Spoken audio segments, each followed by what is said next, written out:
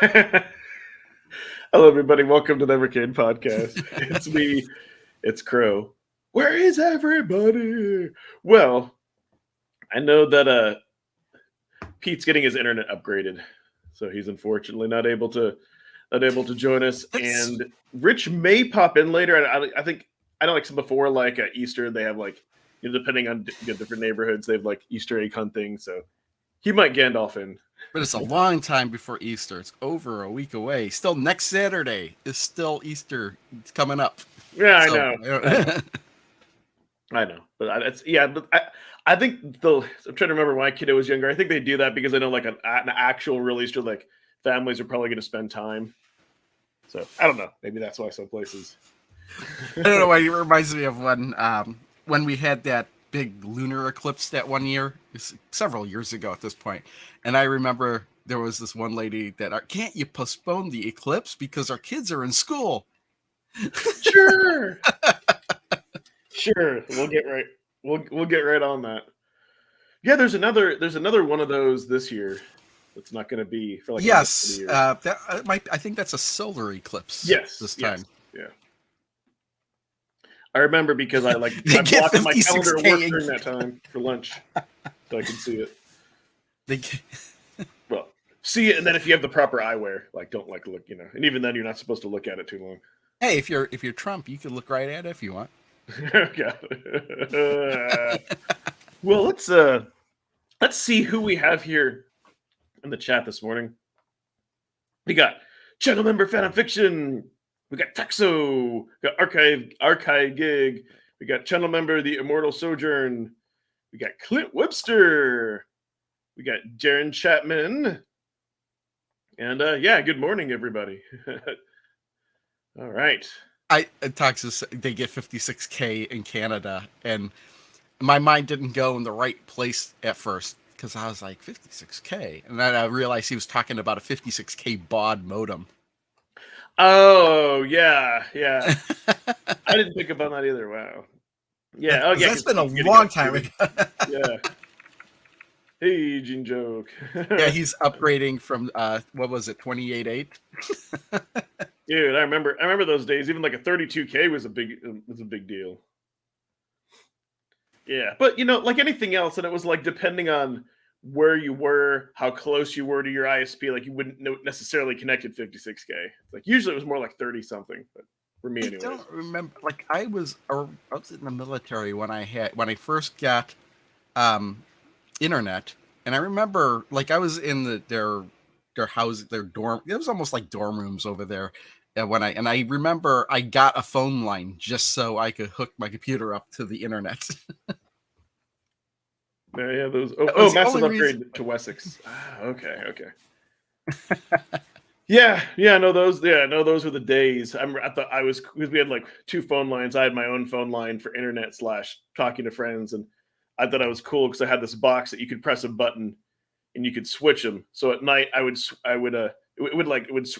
the line so that way I wouldn't have to unplug stuff, and then I could dial out like on the house phone, and my friends could call me on my line without waking up my Well, parents, and I could still talk to my friends. well, it's funny. I didn't want nobody calling me. I was like, my computer was just. I can't remember what baud I had. I might have been 56K back then. At that time, we're talking about like between 95 and 99. So I don't remember exactly what speed I had. All I remember was my computer was logged on, and that was it. I never disconnected. And if it disconnected, I had it set up to just automatically reconnect. Oh, nice, yeah. Sucker MC, hey, skill tricks. All right,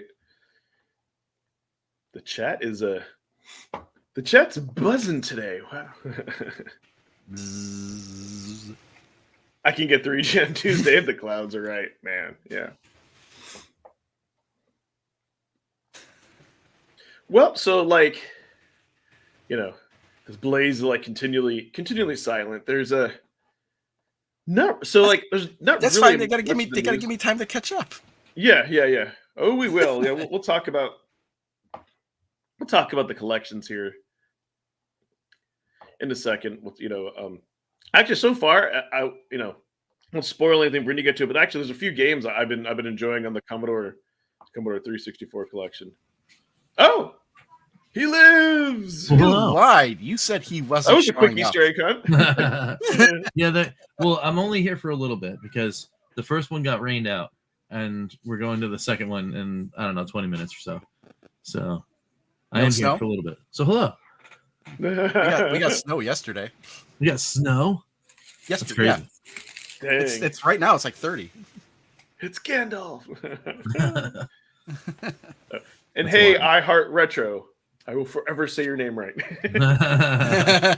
Well, you know what? You're just in touch. So we were okay. There's like we're just saying how like Blaze has been quiet, but there's kind of just like a few things in the news. And by news, kind of like some things I think interesting that they shared on Twitter. I don't know if people saw this, but I kind of like how they're they're attacking the digital only. They're like no retailer, exclusive pre-order, DLC, no payments to customize your character, no digital only games. They could be delisted at a moment's notice.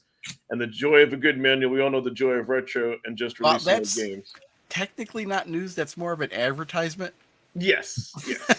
But yeah, it is. But no, it has been brought up in the news. Like it brought to attention. Like Mad Little Pixel, talks a lot about digital only games being delisted, and kind of what made me look at that was like MJ put out an interesting video where he had like several other YouTubers can ask the question like, hey, if physical will physical like media stop, and if it did, would you still like buy games and all that? So okay, well, I was thinking about it. It's like modern games.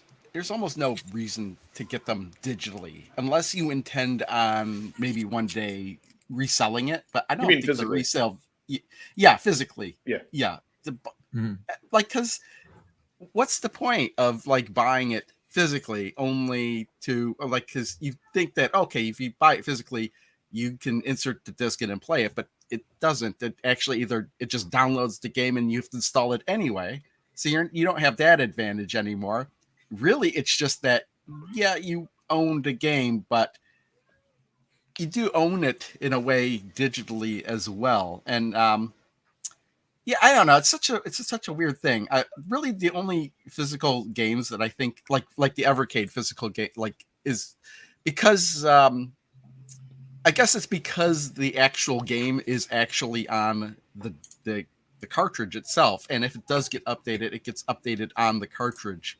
But like other modern platforms, like even the Switch, a lot of times, I think the Switch may be in that rare area where sometimes you get a game and you can pop it in and just play it as it is off the cartridge, or sometimes it does need you need updates for that as well. A lot of times now too. So I don't know. To me, it's whether or not a game actually is like on the cartridge or disc, or if it needs to be updated instantly the second you get it. Yeah, and some people were saying that like it's about ownership. It's more, but yeah, exactly. It's kind of like it looks good on the shelf. But what's gonna well, here's the thing: is I don't know about the whole ownership thing because like you could say, well, it's on a physical device, but the thing is that a game that you buy digitally still has to exist on a physical device. So if you download this game, it's still on a physical device. It's just on the storage medium that's in your console. Exactly. Well, it's not like with Rich and his Polymega that like he wants to play Final Fantasy. It installs it to the Polymega, but it doesn't have to connect to the internet. It doesn't have to do anything else. He doesn't have to do that. He could play them off the discs. You know what I mean? It's more of a convenience. My whole issue is like when you buy the game digitally, and then they update or you get an upgrade to the hardware, and then you can't play that game digitally anymore on that new hardware. Like, yeah, that seems silly. Like what they did with like with PlayStation 3 to PlayStation 4. And I could see why that didn't work, but it was such like you had all these digital stuff on the PS3, but all of a sudden you get a PS4 and now you can't play those games anymore because it's incompatible with the hardware. For the most part. Or the fact that you have what really bothered me about the PlayStation in general too is you had PlayStation 1 and then you get the PlayStation 2. You could still play your PlayStation 1 games on the PlayStation 2. Then when the PlayStation 3 came out, you could still play the PlayStation 1 and PlayStation 2 games on the PlayStation 3, but over time they slowly like degraded the PS2. I think it cost. The- I think it cost too. Initially with the PS3, it was hardware emulation, and then slowly it went to software. Yeah. Yeah, and then slowly with the software, and then all of a sudden you get to the PS4. It's like, no, you can't even play your PS1 games anymore. Right. So Nope. why? What Nope. was They want it's you like to pay they for it. didn't want to bother having a PS1 emulator on the PS4 just so you can play your PS1 games? No, they just disabled it completely because they wanted you to rebuy those games digitally on their store. Yes. Yeah, and that seems that part is like, I guess, I mean, every company's got to get revenue somehow, but at what point does your decision to try to get revenue outstrip your like hopeful ability to service your customer? You know what I mean? And that was one of the reasons why I completely lost interest in the PS5 is because there was absolutely no backwards compatibility beyond PS4 with it. So the cock hurts. Channel member, welcome to the welcome to the channel. Ed excited. Sorry.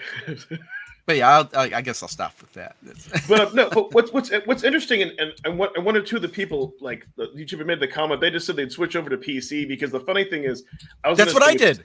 That's exactly what I did. Yeah, I was gonna say with Steam, PC, what was it like 10 or 20 years? Like a lot, like made the transition, and that's what I love about Valve. Like, dude, they don't care if you can play your game on a potato. Great, you're gonna spend 10 grand on a piece. Like they don't care where or how you play your games, and even if games do get, let's say, delisted there because of licensing, whatever, you can always still download them as long as you bought it. Well, right? So that's exactly what happened to me. Is I played. I don't know if you're like watching my channel a long time ago. I played Pinball Arcade on PS3. I got a PS4, and then I had to rebuy all the tables that I already had PS3 on the PS4 because that didn't transfer over. And then as I was a little bit into the PS4, I was like, wait a minute, why don't I just play these on my PC? That way I don't ever have to rebuy these tables again if I upgrade my PC, Yeah. But there's only two caveats to this that I'd say. Well, like well, Blaze doesn't have DLC. The one thing I would like to see them do is that when you put in a cart and there's updates to the cart, right? I wish they would I think you could press like A, let's say, to do the update, B to ignore. I wish you could do like you could pick it, you could click another button and just have it say like stop asking me. Because there are some people who don't want to do the updates, or sometimes you don't want to do it, you don't want to have it in there. And then I guess, but why wouldn't you want to do the update? Because you have like 10 carts and you don't want to.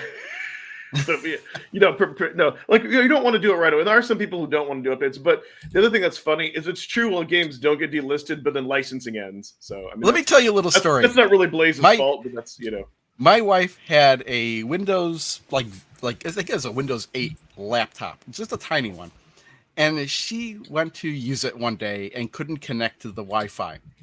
And she asked me, I can't connect to the Wi-Fi. Let me look at it. Okay, well, let me grab your laptop. I can't see it. So I'm looking at it. I say, oh, it probably needs to be updated.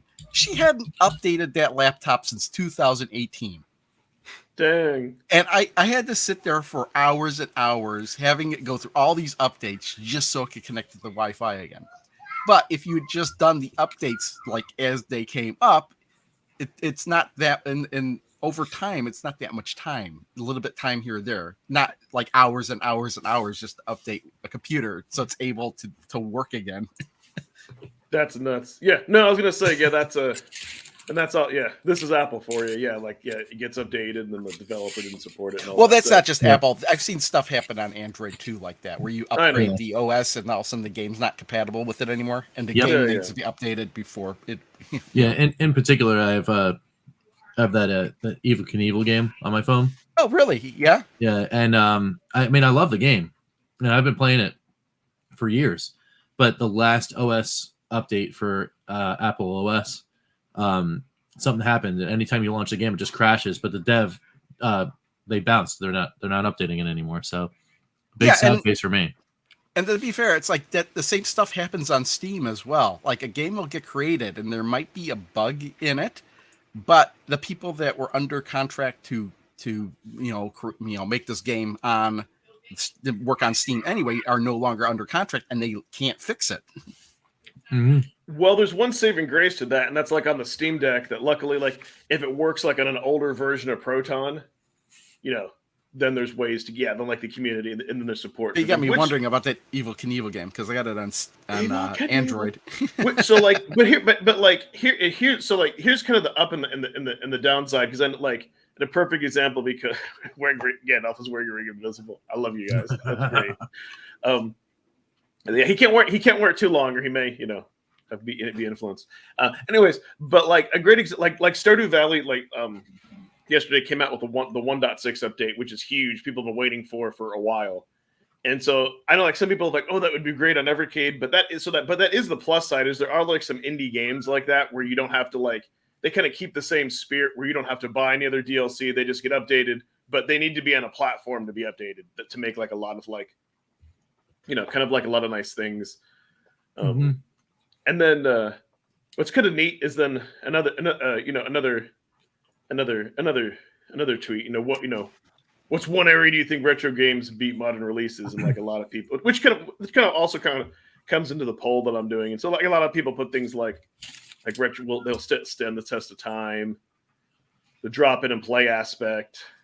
Yeah. Well, see, this kind of it goes against my own definition of what a retro game is, because like these games that I'm currently playing on the indie computer heroes, despite the fact that they were released in like 2017 to more recent, I consider these to be retro games. Yeah.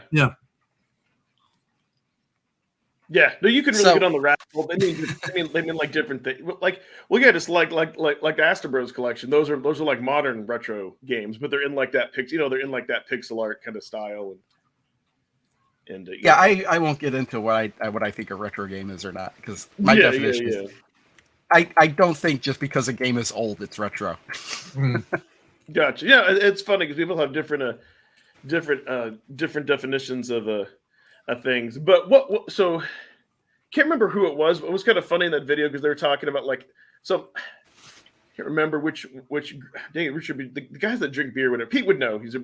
But they were saying like, hey, if digital goes away, they or physical goes away, they wouldn't buy digital as much. And then they're like, hey, I'd get caught up in this backlog behind me. Then I'm like, well, why don't you just get caught up on the backlog behind you? I don't know. So it's kind of interesting. But yeah, I think people had different takes on it. But I think what is slowly going to happen is things like only specialty things will be physical. Kind of like how there's vinyl, for music, like Evercade, or there'll be like special like collector's editions and all that. You won't be able just to go and that's what I think was great, that there was kind of like a consensus. Some people are saying you won't be able to go to Walmart and just like pick up a physical copy of any game. They'll be out there, but it'll be special. I knew this was happening, but the last time I went to Best Buy, which was like a week ago, all their DVDs and Blu-rays, all the shelves completely empty. Yeah. I was like, okay, that's one less reason to come to Best Buy. Yeah. No, it's interesting. Not that I've actually kind of quit buying movies on physical mostly. Discs anyway. So you know what, fans? I say that, but then it disgusts me when I see like Tekken 8 come out for $69.99, and then I'm like, but it's more than that if you want the whole game. It's like $100 if you want everything. Wait, that was supposed to be a big selling point. Oh, and everything did. Yeah, and I hear you. It depends on what it is. Well, for me, everything Dreamcast still feels like the current generation of gaming. That was the point where arcade gaming was done by the console. Yeah. Honestly, I'm surprised it actually took this long for games to actually hit the $70 price point, because they'd been like between 40 and 60 for such a long time, and it really didn't keep up with the inflation of everything else. So an $10 increase, what they were actually doing is that's where the DLC was coming in. The day one DLC is because that's why they were trying to keep the price of these games down by actually selling extra content separately, so they can still say, oh, the game still only costs $60. But if you want the full version, maybe you want to pay $80. Yeah, I know. It's nuts. So I'm not going to complain about that, especially since like we're talking about like in the like Super Nintendo Genesis games, there were some games that came out for that price point, $70, $80. Mostly if they required more hardware in the cartridge. Like I remember Final Fantasy, or sorry, not Final Fantasy, but I think Final Fantasy as well was one of those higher end cartridges. But I'll never forget like Fantasy Star 4 costing like 70 or $80 on release. Yeah, there's there's a lot of those like bigger cartridges that, you know, because I used to work for Toys R Us when I had my first job, and yeah, there would be games that came out at like that even keel price point, $50-$60 or whatever. It was usually $49.99 was like a normal price point, but any big tentpole title that could exceed 70, 74, 79, even 84.99. Yeah, I saw prices as high as that, you know, even back then for a brand new game. So I guess it was because of the chips, right? The chips were more expensive or whatever, and you know that they were just charging. Well, just needing more memory or more anything in a cartridge can raise the price of it. Yeah, they're having that same problem with Switch games as well. That's why, like certain games, like Mega Man Legacy Collection, like we have like this is Mega Man Legacy Collection 1 and 2, but only like Legacy Collection 1 is on the cartridge and the other parts of download. That's because they didn't want to increase the price of the card by having it fit both games. See, that I don't get, because like all the Nintendo ROMs would maybe be like a meg, and then what, like Super? I have both of them on Steam, and I don't know what the reason is, but Mega Man Legacy Collection 2 is many more gigabytes times bigger than Collection 1.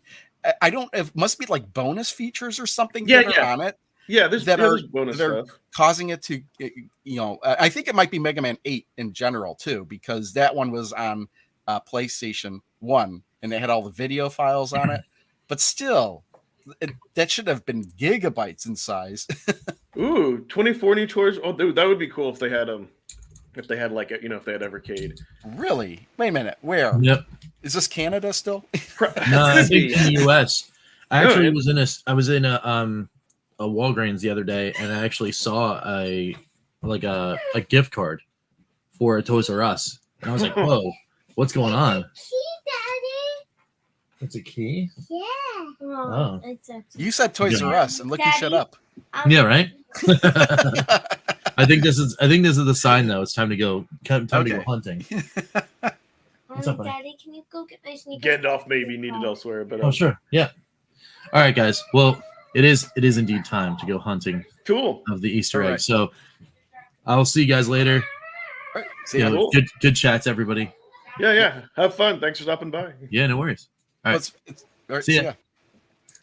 What's funny is like my parents would never, well, especially my mom would never really let me go to Toys R Us when I was a kid, because she didn't want to have to buy me anything. So sad. Well, it's funny, and then when I moved here, there was a Toys R Us really close by, and I used to go there all the time, even though it was like in my 30s. It's just they always had cool stuff to look at, and you know, and I'd buy a lot of stuff there too. And then all of a sudden, it's like, oh, now it's closed down. Now it's a Hobby Lobby. Yeah, so sad. I used to like to, when I was into like collecting Ninja Turtles. They were a little bit more expensive, but they would have what you need. They have a wide variety. and they had like the good ones that were like fully painted, because there was a time too where sometimes like they wouldn't have them like fully painted, which is crazy. Like you would see like the bandanas of certain characters, and but anyways, here we go. I know that's a new thing. Oh yeah.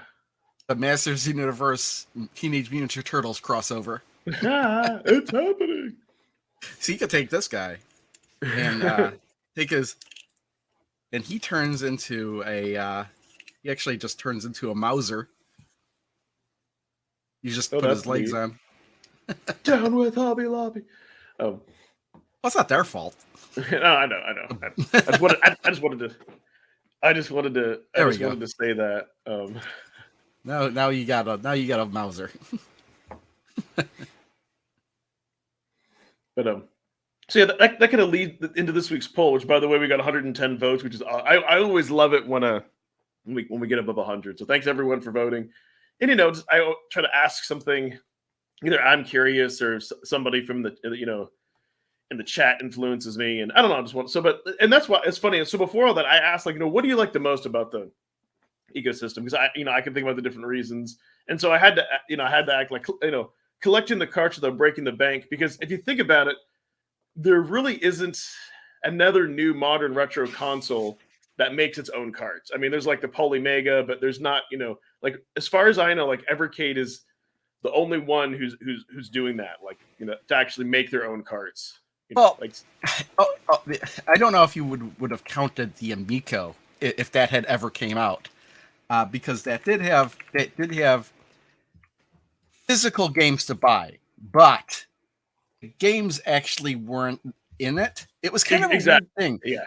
It was kind of a really weird system, and I kind of liked it because it was still digital, but you had control over your digital purchases. Right. So if you had the card and you wanted to sell the game off and give it to somebody else, you just give it to them, and if they scanned the card, then they had the game and you could no longer play it. Right. So yeah. I kind of like that system. I kind of wish they'd do that with they take that kind of option with anything digital. But yeah. Yeah, no, I agree. It's just easier for them to move digital. They're like, we don't want to fuss with all that. We have CDs. Why would we ever want to change? Yeah, that's kind of a bummer. Well, they don't even want to do that anymore. It's supposedly paying a few pennies to create a CD is too much for overhead. And you got to get rid of that. Just have a digital service and not have to pay anything. Yeah, it's just it's more. I think it's more of about the control. Making people rebuy games, not being able to resell games, being locked. Yeah, so that's why I never even bought any of the. Well, I don't know if you'd count Switch in this generation, but like that's why like PS5 and Xbox Series X. Neither one of those appeal to me because what are they going to do next? What's going to happen in a couple of years when they come out with like the PS6? They're going to make you rebuy everything again? So Jen joke. Funny that you say. I didn't want to put all the above because I feel like everybody would just pick that, and then it wouldn't, But yeah, collecting cards without breaking the bank. Yeah, I was like the community, social media, YouTube, Discord. That's only 4%. The discovery of all the new games, like that's like, love that, and then the ability to play retro games for the most part without hassle. I mean, there's always going to be like a little bit. Yeah. There's a little bit of hassle when you have to start updating the carts. Yeah, exactly. Well, and I'll talk about, and then physical media, the community, the price, classic retro games, indie games, the Blaze spotlight, sons of independent creators that we would have just lost in the endless sea of game. Exactly. Yeah, exactly. That's what I like. Yeah, like indie games, things you never would have knew about. Actually, be excited about buying the cartridge. Yes. Yeah, and it's like I'm playing through games I would have never played through before or even heard of in a lot of cases. Yeah. Oh, and then all of them. The Spain community is really active and alive thanks to a Telegram group and podcast called Ever Podcast. That's awesome. Just Windows. Several years in favors of Linux because the OS. I didn't have access to AAA titles. I got into indies on Steam. Affordable content. The controller, very well, yeah. And then kind of sad, my Evercade is collecting dust. I should have bought the console. I don't think the handheld gaming is for me. I'll just continue to emulate. But I thought I responded to that, but I don't know what happened. I love the VS and play with it every day. Or maybe I didn't, but yeah. So yeah, kind of like all these reasons. Yeah. So here's kind of the thing, and it's kind of like a double-edged sword, right? Because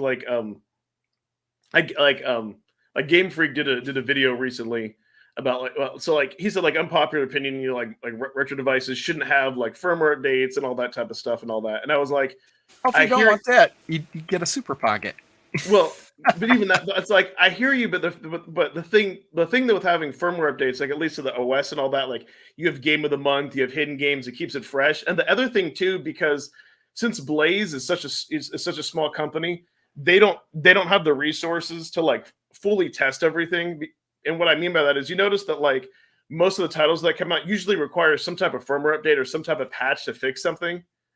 And so I think if they did that, it would really put a constraint on them. Like, here you go. If there's if there's something misspelled in the art, or there's a bug in the game or something, or the emulator, it'll never get fixed. That's the caveat. Well, that's a comment. I think that's like a fallacy that people would say, like, oh, now that we have the internet everybody can update. Yeah, they're taking advantage to that, but in another sense, why not take advantage of that? Because there have been releases in the past where they've released games and there were bugs in them, and they would have to, okay, well, if the bug was bad enough, they'd have to try and recall the cartridge. I don't know if that ever really got, if anything ever really got that bad, but they had.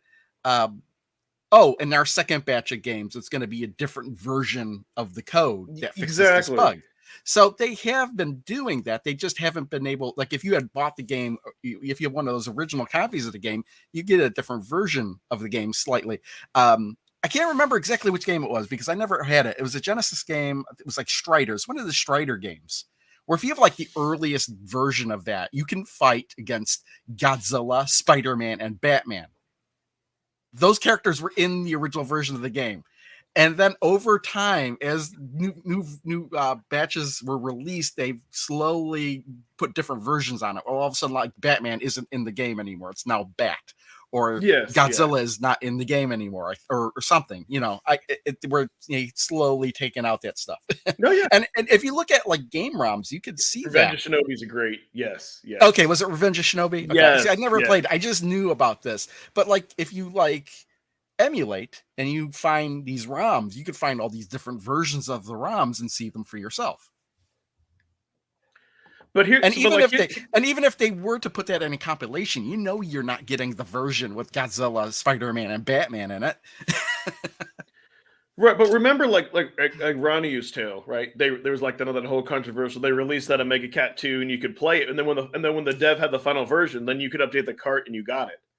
And so yes, and I was ready to rip into that really when I played the game, but the game was pretty damn complete when we got it on the cartridge. There was a few things that were added when the game was finally complete, but as it was almost pretty much a full game. It was more of a full game than some of the other games that were even on that same cartridge. So I was willing to overlook it and still give it a good score. Yeah, no, that was one of my favorite games. One of my favorite games. Yeah. So I think, because I'm the opinion, like, listen, we live in the era where like everything has like firmware updates, and I mean, you need that. You want things to be able to progress and all that. I think sometimes just what happens is you hear a few people, yes, there's a possibility when you update a cart you could break it, but it's not as widespread or like as common. And that's why the interesting thing was like on stream when I had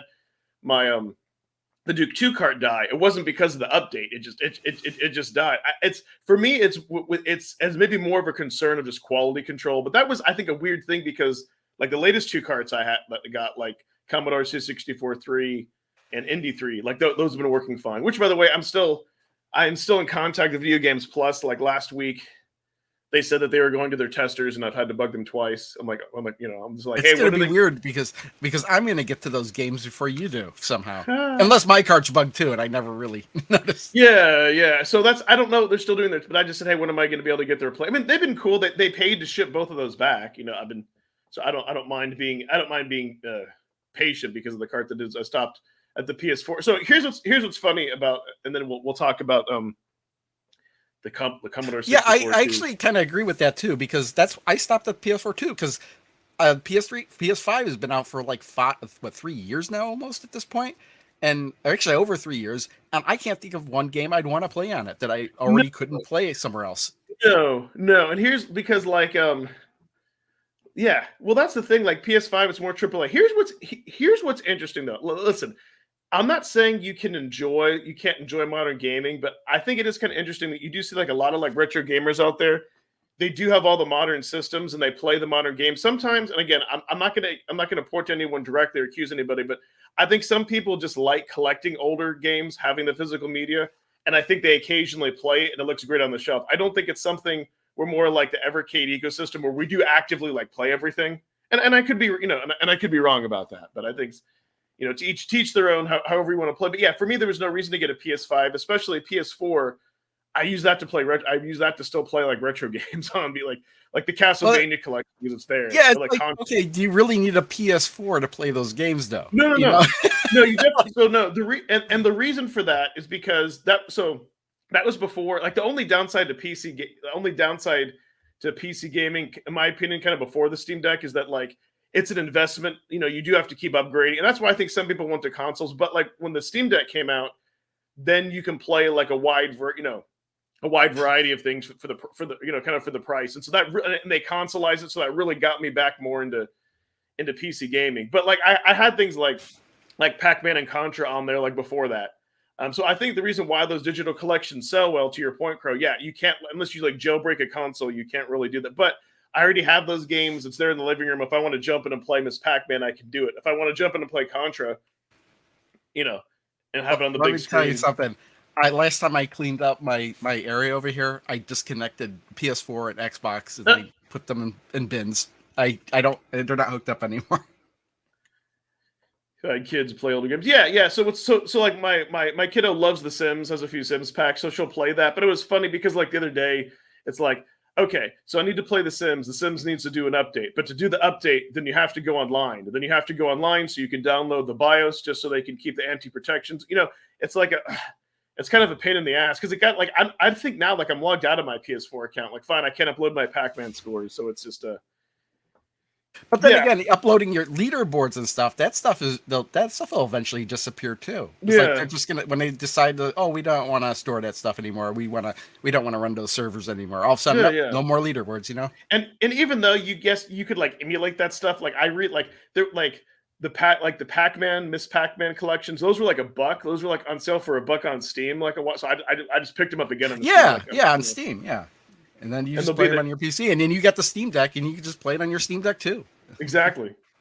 What's awesome is sometimes there have been times where, let's say if it's in like Vampire Survivors that like my PC can handle, like I can play that on my PC, and then later on if I want to continue my save, it syncs with the cloud, and I can play that on the couch. Like it's great. And then they have it now too, where you instead of like going down to the internet to do updates, you can if you have Steam running on your local PC, the Steam Deck can grab it from there and vice versa. Like it can grab it from the Steam Deck, and it's pretty cool. And then as things get cheaper, then I'm sure at some point I will upgrade my PC. But yeah, like this.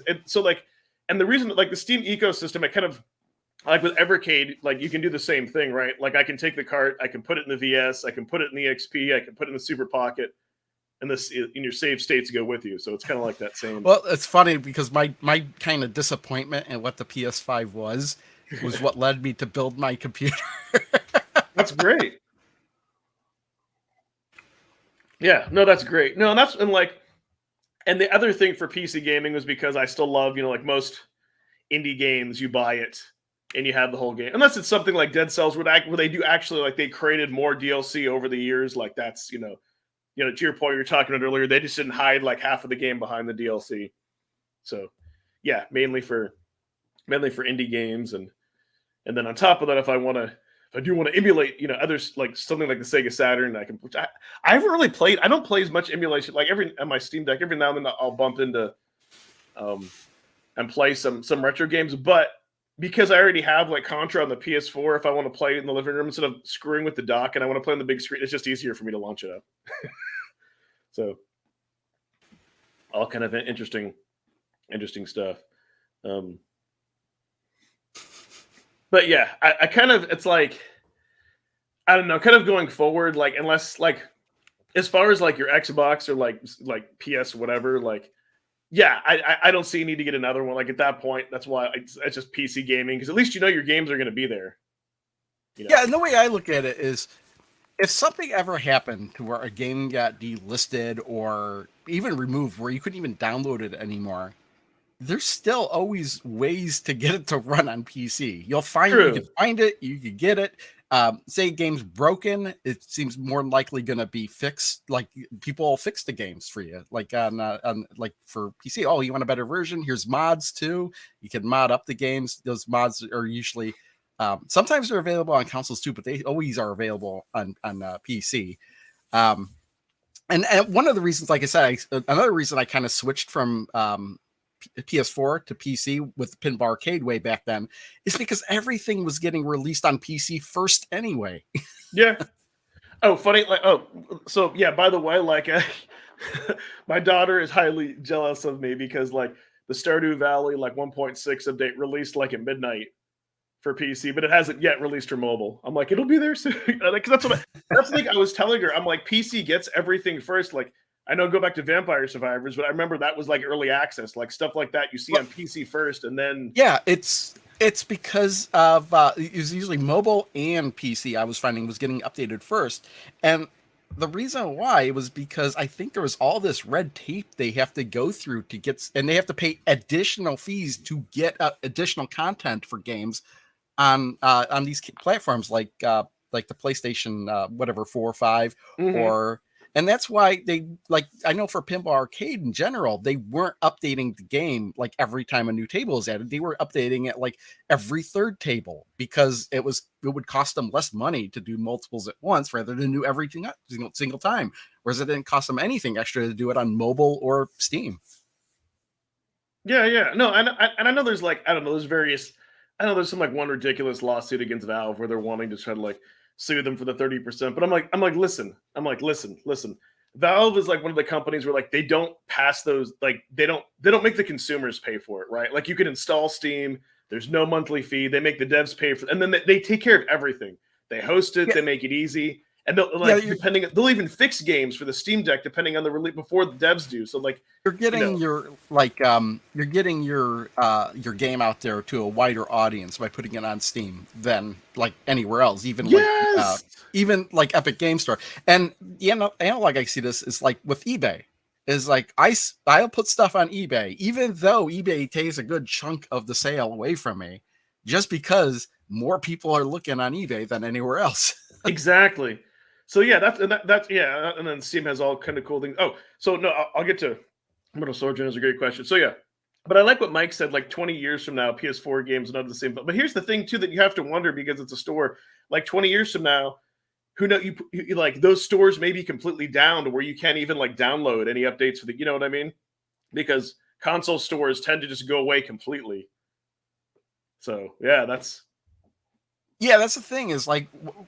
That's one of the reasons why I kind of just stopped buying modern games. Firstly, they don't really put any effort into the packaging. They'll just send you a case that's as flimsy as possible with a disc in it, and that's it. And as soon as you put it in, you've got to download the whole game anyway. It's different than what's on the disc. And when they shut down the servers, you're not going to be able to update it anymore. So even if 20 years from now, if you wanted to sell that game to somebody else, they're just going to want the physical object, which is practically nothing because it's like is the bare minimum. Because if they were to try to actually play it, they're going to be forced to play what's on the disc, which would probably be a broken game that can't be updated unless there's some way in the future that they can actually somebody had like a repository of all these patches of all these games somewhere and you can do it manually, but that doesn't seem likely for a regular person. And then it's one of no kidding, the Steam Deck actually there've been quite a few like indie games and things that I've seen where devs have come back and they've said, hey, we've made these updates for 2024. There was one shoot 'em up where they did that we've improved to get it on Steam Deck. So yeah, it has brought life back in, and I'm curious that because it is a PC, I'm hoping that Valve will make it so that if you wanted to, you could just like replace the main board. Like you could just buy that and like upgrade that would be the coolest thing. Like you didn't have to spend the money, but on a whole new thing. At that point, you're getting a little too technical for most people. So I don't know how many people would be willing to do that. No, I know. And there's some like listen, I know there's some people that don't even want to mess with upgrading like the internal SSD, but while that was just maybe different, like once I kind of saw how easy that was, I was like, oh yeah, you could replace. So I did want to answer this because this kind of has to do with like this generation of gaming. So like this generation of teen gamers, like they do everything on their phones. They talk to their friends, they play all their games. The only reason I think why she even like got into PS4 is because she saw me play like PC games and console games when she was younger. But yeah, a lot of kids now, they do it all on their phone. And being that like something like Stardew Valley you can have on the phone, the touch controls work really well. You can play it, the portability, you can play it anywhere. That's why. Not only that, you can't sync between a PC and a mobile. So it's like once you kind of start. That's not exactly true either, because I have plenty of games on mobile that sync with my Steam versions. Really? Okay, Yeah. well then maybe like certain games like started. I think you'd have to do some maybe tech. If you might have to do some wizardry and copy stuff. It's kind of funny too. One game in particular is called Idol Slayer, and I play it mostly on my phone. But what's funny, it's a free game too. So what's funny is like when I booted up on Steam, all the achievements that I had gotten while I'm playing on my phone just automatically, just instantly appear like onto my Steam version. All I gotta do is boot it up. Yeah. Really just really see it works both. I think it depends what type of controls. Like for me, like that's why like I can't even play something like Tetris really on a touch screen. Yeah, unless you have And So again, that's why that's why things like this exist. exactly. And you could even connect a Bluetooth controller to a phone if Yeah. you really want. But that's why it's kind of like I think it depends on the controls and what you're used to. Even like playing something like Roblox on mobile, it's different. Like it plays better than let's say like maybe using something in an emulator, but it's still I don't know. You know what the funny thing is? I keep hearing about Roblox and how popular it is, and I have no idea what it is. I've never seen it. It's just it's like a sandbox. It's mini game. It has a bunch of mini games. The thing that I do like about it is that like there aren't any ads like that when you see when you play mobile games, but like they want you to like they want you to spend currency so you can like unlock every. But it's kind of it's more of like the money that you're gonna spend. It's like it's more of a pay to win, and that like maybe you like can unlock all these bonuses and things, but then it kind of ruins the game. But they did that for people who don't want to go through a grind. But Actually, I don't know. I actually only play games on my phone if I could get rid of the ads, either buying the game or sometimes they're like, oh, you like this game, pay $2, $3, and then we'll remove the ads. So okay, well I'll remove the ads. Yeah, it depends on the game. Oh, so Codemaster's new stock next few weeks from Sean from Blaze, but we'll be going Legacy, maybe Pico too. Yeah. That's kind of the thing. Now I guess you do have to keep up to. You have to keep up with Evercade. I use my phone as a phone, so I can't relate. Yeah, there's like using my phone as a phone is the one thing I don't do with it. Yeah. So the one main game that I will. Okay, there's two games that I'll play on my phone, but one in particular, which is Card Crawl. It's kind of think of it as like a souped up version of Solitaire, where like you have a character, like different cards of values, but they made it pretty neat. Like your character will take damage if you drag a monster onto it, and you can use swords and things. But they have like a daily thing where you compete for the highest score. And I kind of but I maybe just log in and play that. But you just I think a lot of these mobile games now have daily challenges. Yes, yeah. That way it keeps you coming back every I day. mainly use it. I mainly do that like when I'm in the bathroom. If I'm being. But to be honest, what's funny is there's games I have on here that are just. Yeah. Oh man, one game I bought, Peglin. I made a video on this. It's on Steam, but it came out on mobile too. It came out. It's so not a mobile game because you have to pay for it up front, and then there's no ads or daily challenges or daily anything in the game. It's just play the game. Yeah. Wow. Yeah. And then I do have crazy tax where I think normally you had to pay $5 to remove that, but I waited for it to be on sale to pay like just a couple bucks. And actually, Crazy Taxi plays really well, and they have the controls set up for mobile, so like because you're always like moving forward. Like it works really. It's one of the few games that works really well. So that's kind of another nice little time killer. But that I don't really play that much. That like put it this way, like. Last year when we went on the cruise ship, kind of when we were like sitting and waiting for dinner, I played both of those games in offline mode just because I needed to kill 30 minutes. And that was. Do you know what game I found? It was funny because I don't normally watch TV, and I was somewhere where the TV was on, and I saw an ad for a Samsung Galaxy phone. But in that ad, they were playing a game I had no idea was on mobile, and I'm like, it's my favorite game on PC. And it's Wreckfest. Wreckfest is on mobile. It's like, and it's not a mobile game. There's no daily. Well, you know what? There are kind of challenges and stuff, but it's the same challenges that are on the PC version. And there's no, I don't want to say there was no DLC. I'm not 100% sure of that, but I'm not seeing a store in here. It's exactly the same as it is on PC. Oh, I guess there is a DLC store. Yeah. Okay. Yeah. But you could play the game just fine without it. I mean, you don't. Yeah, and And then I there's think no ads that interrupt you. I think you do have to pay for the game. Like, yeah. but it's pay just for it. like it is on Steam, and I like, and this, That's awesome. yeah, and that's man, I couldn't believe when I saw that was on mobile. It's like, Should mention too that like Steam games, like PC games, go on sale a lot more, and there's a lot more resources.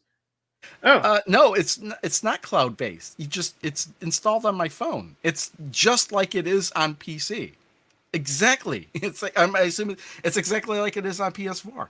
nice. I mean, the graphics may be downgraded a little bit, but it's on a smaller screen anyway. Yeah, I'm sure it looks good. So yeah, it's yeah. No, it's. I think in this day and age, it's good to always have options and good to have things like at that price point. But yeah, I think for those like for those of us who I like to get something in the mail, like to have something physical and tangible and whatever, and just in discovery, like believe it or not, like there's actually like a few, like I've been enjoying like the C64 collection 3. Like there's a few games, and some of that was because since I've been doing it on live stream, some people are like, oh well, this here's what you have to do that's kind of like I would never expect you to hear it because it didn't seem like you enjoyed the first two collections that much. Yeah, no, but like so Jumpman here, but we'll get into the other one. Actually, let me bring it up here, and I could. Just because I can't remember, I'm like I could actually turn on my Evercade and go into it. C64, but I guess I can just search for it. Let me share this. Oh, that was very nice of you. Thank you, Immortal. I wonder who's going to get it. That's why Thank you for doing that. I appreciate that. It should show me, or if it doesn't show me, whoever got it, say that they got it. That was very nice. But other than Boulder Dash, I'm talking about. But surprisingly, and I've talked about like Jumpman Junior. This game I want to like, but it's a one-hit kill. So believe it or not, you like Jumpman Junior? Yes. Didn't you like Jumpman? I did, but I like Jumpman Junior better because I don't know if they improved on the controls or things, but I don't know. Yeah. I would say, okay, here's the thing is like, I haven't played it yet on this collection, but when you start Jumpman Junior, it asks you what speed, right? Oh, speed 3. Speed 3. Yes. You could change the speed. Yes. In Jumpman, right? Yes. Have you tried it on speed 3? Yeah, because I think initially I tried I think when I speed 2 was even speed 4 seemed too slow, and then anything higher than that seems too fast. But speed 3 seems like what the game is supposed to be played at, like at least for me. So that's why I choose 3. You do know that you could get bigger scores the faster you make the game. Yes. Yeah, but that's like I was saying on like when I was streaming it. Like once you learn the rules of Jumpman, like don't hit up when you're on ladders, and you kind of learn the physics and what to dodge, and you pay attention to the different kind of like puzzle elements, like don't touch the fire, But surprisingly, so I will tell you, and I think it was Gene Joke that told me on stream that like for this game, like Exelon, right? It's like Katie, like if you read the beginning, it says like press down, if you press down and shoot, you can shoot a missile, but it doesn't tell you that you have to hold the down button and then it'll shoot it slowly, because I couldn't get past this stupid part. And then once I did, this game actually turned out to be very, very fun. There's a lot of games where the Evercade manual doesn't really tell you everything you need to know. You just have to use save states. But yeah, like this game I was having a blast with because it was possible. And then Anarchy, because you have to just basically get rid of all these blocks and then those little ones. And then once you do, the screen starts flashing, which kind of made me feel weird on the third level. But then you have to get to the exit. But yeah, Exelon and Anarchy I've also been really liking a lot. Surprisingly on this. And breakdance is kind of fun. But yeah, Cybernoid, if you kind of still, this game I really want to like more, but it's like you only have one life, and I just don't know what to do. But yeah, I just wanted to point out those are the 3 games that just like really stood out for me. Like so far, surprisingly. No, you're right, because usually with those collections, they're just kind of, do I dare say mid for me? But like that one was, I've actually really been enjoying that. Hey, it's Rigatoni. Who I got was the? actually finishing up playing Sword of Iana the other day, and that game was way better than like a lot of games I'd played recently. Actually, oh nice. Actually, I think I can say who got the membership. Let me look. Let me look here. Who? Oh, you're gonna try and figure it out from looking at your No, membership. they have. Okay, they have to claim it. Yeah. Oh. I know. Oh yeah. Duh. I missed it. I saw it here. Yeah. DF got it. Awesome. Yes. Thank you, Immortal. That was very cool. As Clint say, legacy card stuck. I'm late to Evercade. Probably never Oliver Twins. Yeah. That is the one downside. Oh, that's a dog wrapped in a blanket. What is the Xenos? Oliver Twins or the Xenos? The What am I- Xenos. I don't know. Oh, the Xenos. but yeah. Yeah, I'm not sure what scene. Like, it's I can't think of what it would be. No, it didn't start. It didn't start early. I think because maybe daylight savings. Yeah, but that's The been like a places, couple yeah. weeks already for us. I don't know when it starts everywhere That was else. awesome. But yeah, so like I have mixed feelings about, I understand with licenses things have to go into play. I have mixed feelings because I like Technos. Hey, channel member Crash. That's what I had a feeling, but it didn't look anything like The Ed Poop face. Technos. The Oh, Ed I Poop can face. kind of see it now. I was thinking he was saying the Xenos, but it's really the H shouldn't be there, or it should be like further down. Greetings programs. I don't know. That's what I hear in my head. I love that, like in a robot. But no, I was saying I have mixed feelings about that because I like the fact that it does reward people who do keep up with Evercade system, that you do get those kind of cards. But then at the same time, it kind of feels bad to where, then people just getting into Evercade can't also get those cards. So I don't like how there's like that. But that's kind of paywall. literally everything that has physical media. I know. But It's it's like a little. sometimes there's a limited release that Yeah. not a whole lot of people know about, and then when other people do find out about it, it's all gone. Oh, like the intro. Here's me running about it. See, I wish you could actually see my poop face instead of. Yeah, people who have been watching Evercast for a long time know that, like, kind of know that reference. So, but here's kind of the difference. Let's say there's like some really expensive, I don't know, like Nintendo game that I want to play. I can emulate and play it. And you could argue that, yes, you could do the same thing on Evercade, but when you already are into the Evercade system, like the whole point is you want to play those games on the Evercade. I don't know.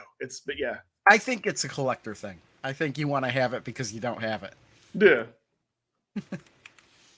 Yeah, it's kind of like how I'm like, I guess like if I'm like Mystery Science Theater 3000, if there's something Mystery Science 3000 out there that exists that I'd never practically use, but I want it because I don't own it, I might go find it. Like I bought a VHS cassette tape of one of the movies because I used to have it, and I was kind of like, I should buy it again because it was one of the movies that was only released on VHS and never got a DVD release.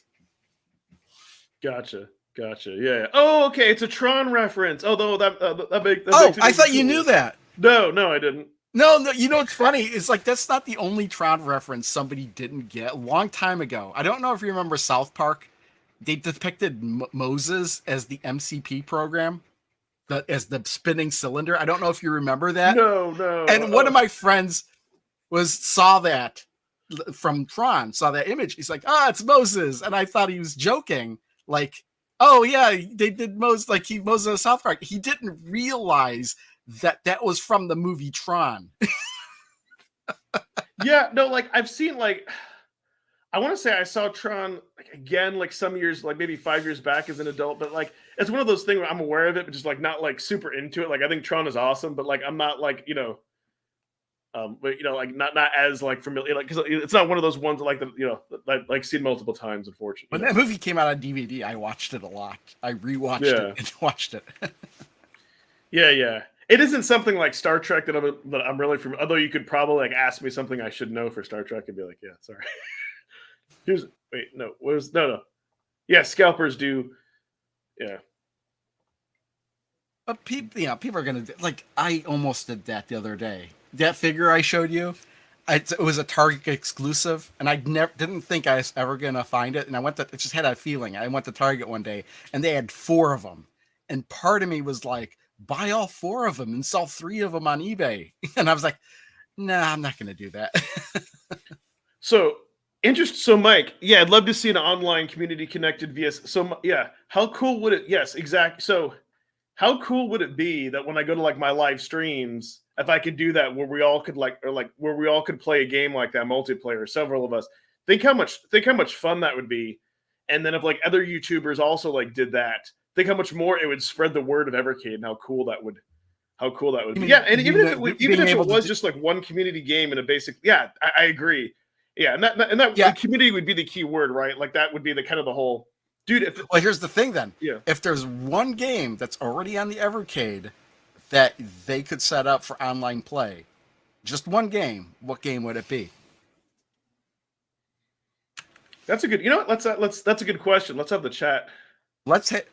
You know what? Why don't you just make it a poll on your site, on your Twitter or whatever? That might not be a bad idea.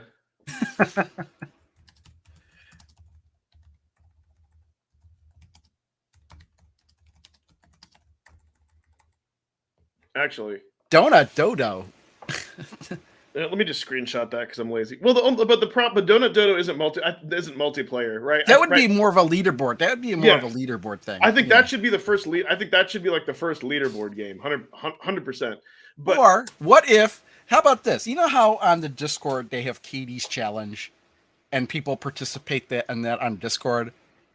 What if they could somehow bring that to the Evercade itself? Katie's challenge. You know what? Maybe even just once a month. You know. And see if you can succeed in what kind, because I think they have like bronze trophy, silver trophy. Yeah. But we're getting into like the realm of Antstream there too. Like that's exactly what Antstream does. Yeah. No. So like I kind of get that, but like here's what would be really cool, right? So and I think what Mike was saying, is that the key would be kind of like a community thing. So like let's say something like Double Dragon 2. Let's say if I'm like, hey, I'm going online. Let's say that like I could create a private lobby and like just put in a code. You know what I mean? So that it would just be like it would be maybe like you could do that like, hey, let's go ahead and play some games together, or like micro mages. That'd be a better example. What if I could create a private lobby and say, hey, join this private lobby. We're gonna play micro mages for like the next 2 hours. Like that would not, instead of just like watching me play that, we could have up to 4 people. Like I think that's what Mike is meaning. Like that would be like so much fun. Like that would be awesome. Like games like that where you could just play like in small groups with people that you know, and then you wouldn't have to worry about trolls or harassment. Yes, if they do that, I will so do that. I think that would be like so much fun. You go, hey lad, love the podcasting, indie games of the future. Once the back catalogs dry up, dude. Yeah, no, I love indie games. Like that's. That's what I did. PC gaming. I think the main reason why indie games work so well is because the people that made them were making them because they wanted to make a good game. They had a vision. That's their game. Whereas when you get into AAA games, there's like hundreds of people that get involved in those. It's all decision by committee. It's not really any singular version that anybody wanted. It's a game that was made to make money. Exactly. And then it loses the vision. Oh, like Super Chibi Brawl. Yes, that would be a great thing. Yeah, I haven't gotten to that one yet. So that one's like a Smash Brothers game. Yes. But is it better than Super Homebrew Wars? Nah, I don't know. Maybe. No. Maybe probably not. But see, the thing is that and Super Home, they're meant to be played with multiplayer. They're not. I don't know. I couldn't get into Super Chibi Brawl with one player, but there was so little to do, and like everything was the same. You just had to jump on people. That's it. Some of them had projectiles, but basically jump on people.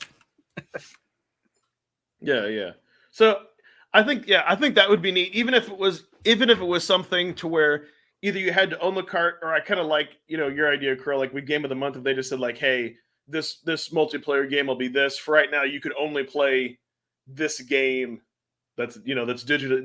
Like that would be a great start. I would even like them to see Donut Dodo just have like be the first game to have an online leaderboard. I just thought of another Commodore 64 game I'd like to see on Evercade. It's called Basketball Sam and Ed, and basically, it's like a basketball game where each player plays as a basketball, but the only way to get enough height in order to get into the hoop is by jumping on the other player and bouncing off of them. So that was an incredibly fun game. That sounds hilarious. That sounds and it's really funny because these baskets have little arms and legs and faces and stuff. Hey, Phantom is asking you, do you remember Mule? I know of Mule. Mule is a very popular game that a lot of people talk about Mule. And what I know Mule mainly for is the theme music. It has a really good theme song. The only problem is I've never played Mule. Yeah, the name sounds familiar. But it's basketball, yeah. Like Tim and Trey like Matt Stone and Trey Parker's basketball. Mule, yeah, it's supposedly very easy. I've watched people playing it for the very first time, and it's very easy to pick up and play, despite it being a resource management game of sorts. But yeah, I never really had people to play with, so I'd be playing against the computer. If it winds up at Evercade, that's probably what'll get me to play it. So, funny that you mentioned that because unless it's Roblox or Stardew Valley, then no, my kiddo won't. But I've kind of played both of those, kind of like both of those games, or and I've kind of talked to Roblox is neat, because you can play the multiplayer games and interact. But with something like Stardew Valley, usually I'll be sitting on the couch on my Steam Deck. Sometimes she'll be playing Stardew Valley on her phone, or she'll be playing The Sims on the PS4, and then we just kind of hang out and talk, and I can ask questions like, "Hey, what do I do at this part in the game?" It's kind of neat. So that's definitely a newer generational thing. But I kind of look at it at Facepalm that just how I didn't really care much for toy trains. I liked when my dad would go to train shows and sell them and kind of that. But I wasn't going to collect toy trains. Psych out.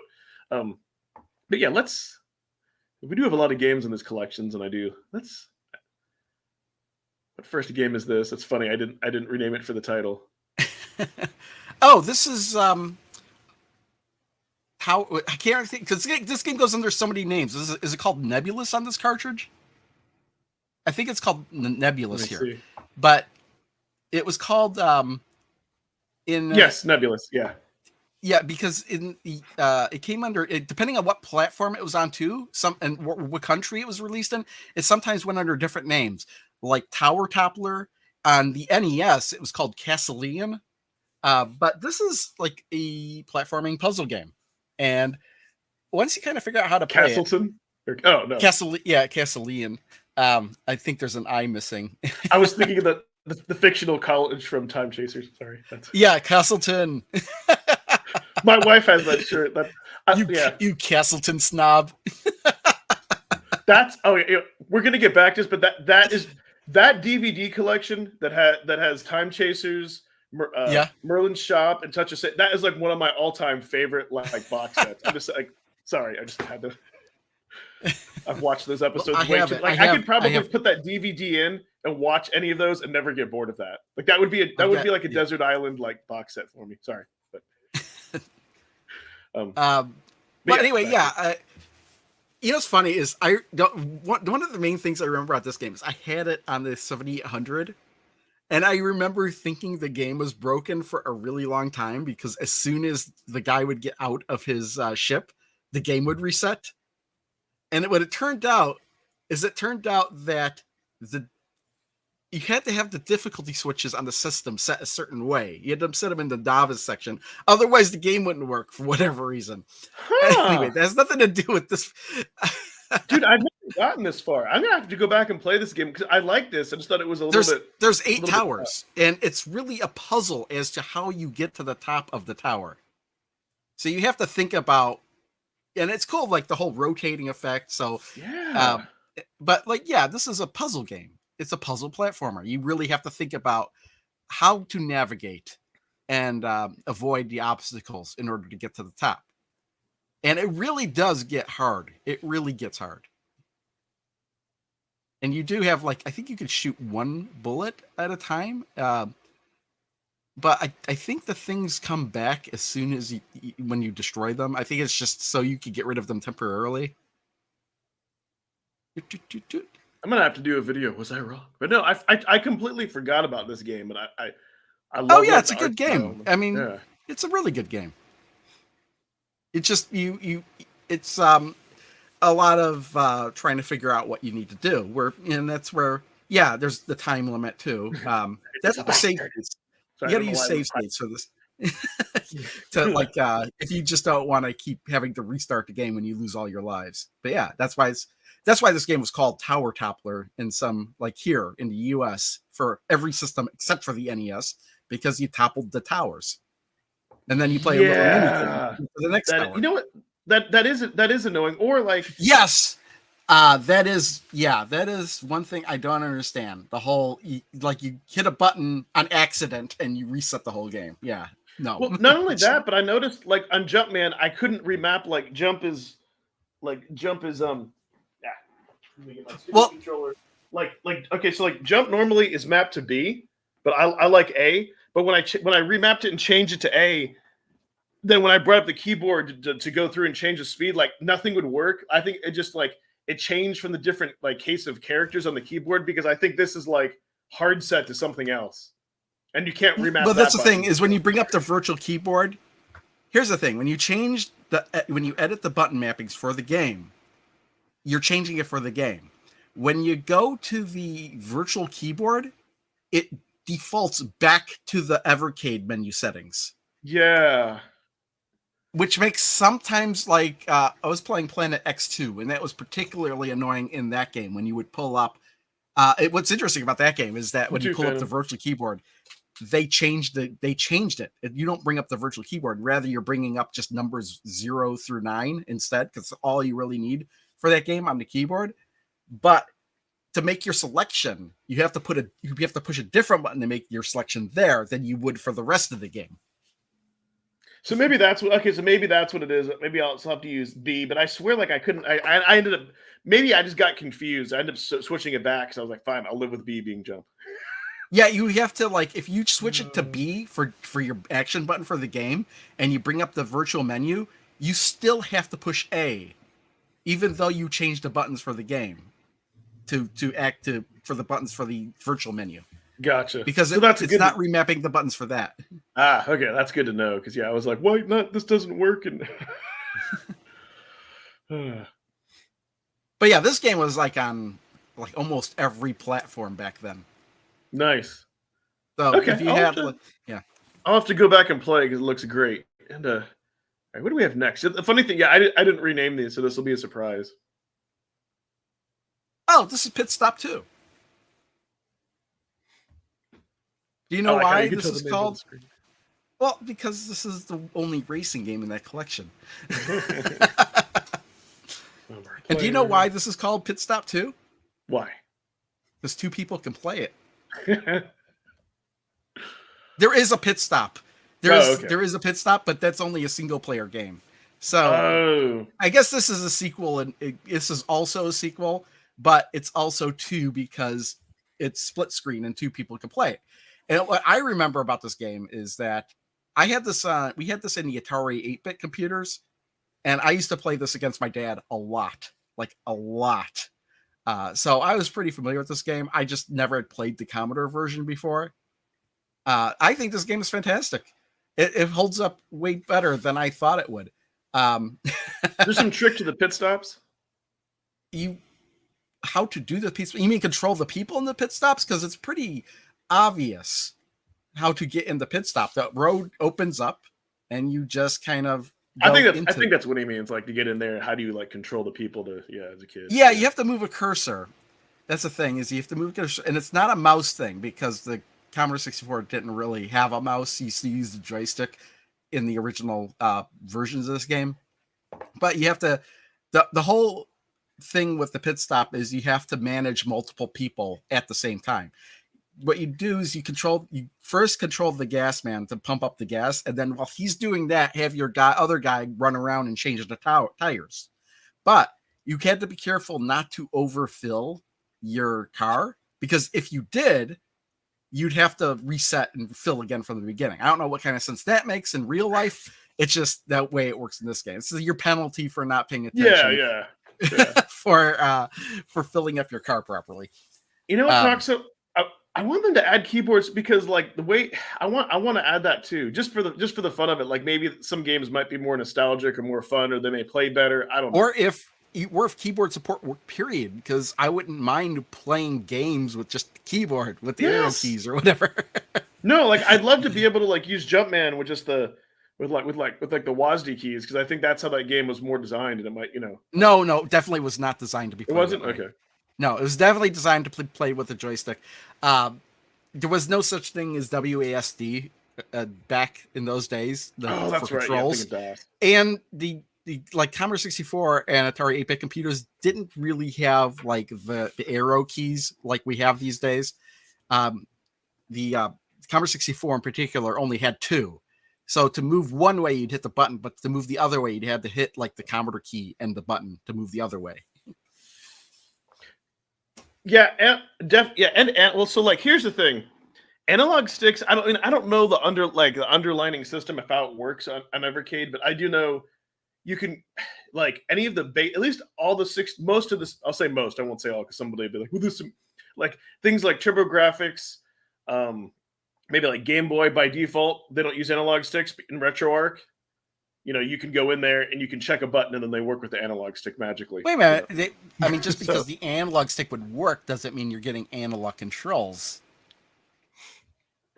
There's only is there only like one game on the Evercade so far that would actually benefit from having an analog stick? And by that I mean 40 Winks. Yeah, right now. And then I can't think of any other games. And Glover, plus, if they decided to support analog sticks, wouldn't they have to make a new Evercade that had an analog stick on it? And Duke. Yeah. Well, again, that's the PlayStation version. I don't know if that supported analog controls. So would you be surprised to know that like a lot of the times, like on the Steam Deck, for example, I'll switch between both, right? Like even like Stardew Valley, like so if I'm getting in to do something more detailed, then I might switch to the D-pad. But if I'm walking around a lot, sometimes and it's an isometric type of game, I find like it's just easier with the analog stick. So I get that. Or something like Vampire Survivors, that I'm definitely using analog sticks. I guess even if it is digital, it just might feel better to be using an analog stick in some cases. Yeah, it could be that. Hey. Okay, yeah, and that's But I think yes. I don't know if they'd want to be increasing the cost of making another Evercade with analog sticks, because that would definitely add to the cost of the build. Yeah, I agree. And plus, a lot of the games don't even use the analog sticks, so they would just be in the way, and it would make it less portable because you'd have these sticks sticking out. But yes, some Atari games would be better. Yeah. Yeah, some games would be. I would agree with that, especially on Atari Arcade one. But if that's the case, give us a dial instead. Make a dial on there, like they are doing with like the My Arcade is doing with one of those Atari 2600. Or I don't think it's just 2600. They're coming out with this really interesting thing I like, and it's got a keypad on it. It's got the paddle controller and everything on it. I'm looking forward to that. But use a cheapo PS4 controller. I like using this thing if I ever use a gamepad for a game for like VS. I use this, and this actually works pretty good with the analog, but I don't really use them a whole lot. But I think if Blaze does, let's say if they did like an arcade stick, I think that's because of they're a small company. I think that's got to be a limited run specifically for people who want to collect that. I don't think that they need to really. Dude, I think the support just needs to be there. Yeah, I think they just need the support. If they would do the support for the Evercade VS, I think that's all they would really need. Yeah. I don't think they would need to come up with their own controller. But still, the handheld users are going to be left out. They're not going to get that unless they come up with a new Evercade. I think that's okay, because I think when you have a handheld, like that's the trade-off. You know what I mean?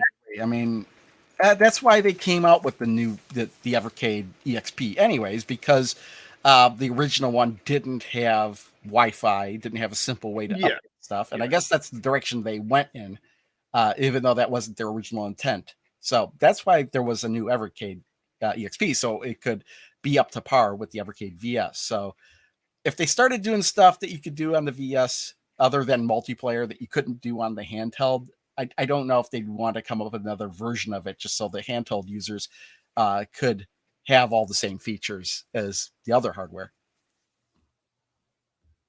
Yeah. So we'll just there you go. There's okay, yeah, there's the Well, again, I guess the handheld users are being left out of those bonus games too that require 2 cartridges.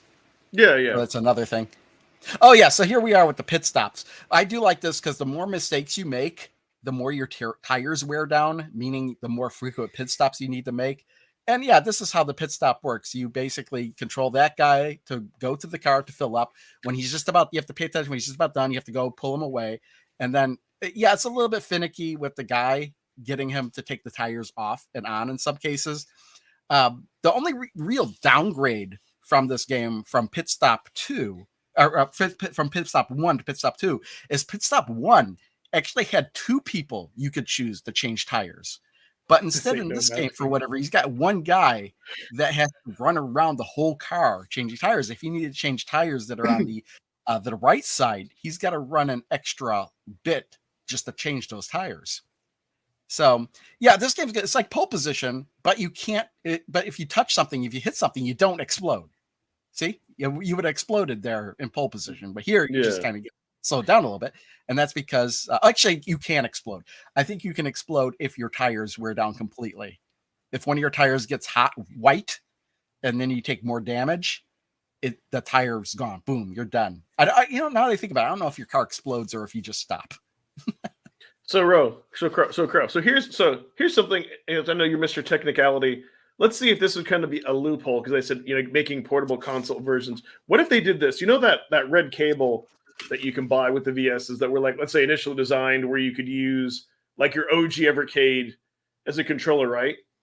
What if, let's say, they did an update where you could take that same cable, plug in, let's say, like the EXP, or plug in a Super Pocket, let's say, into like the VS Controller 4, and then now those games would appear under the Evercade, and you could play it on the VS using a VS controller, but you would have to have that plugged in.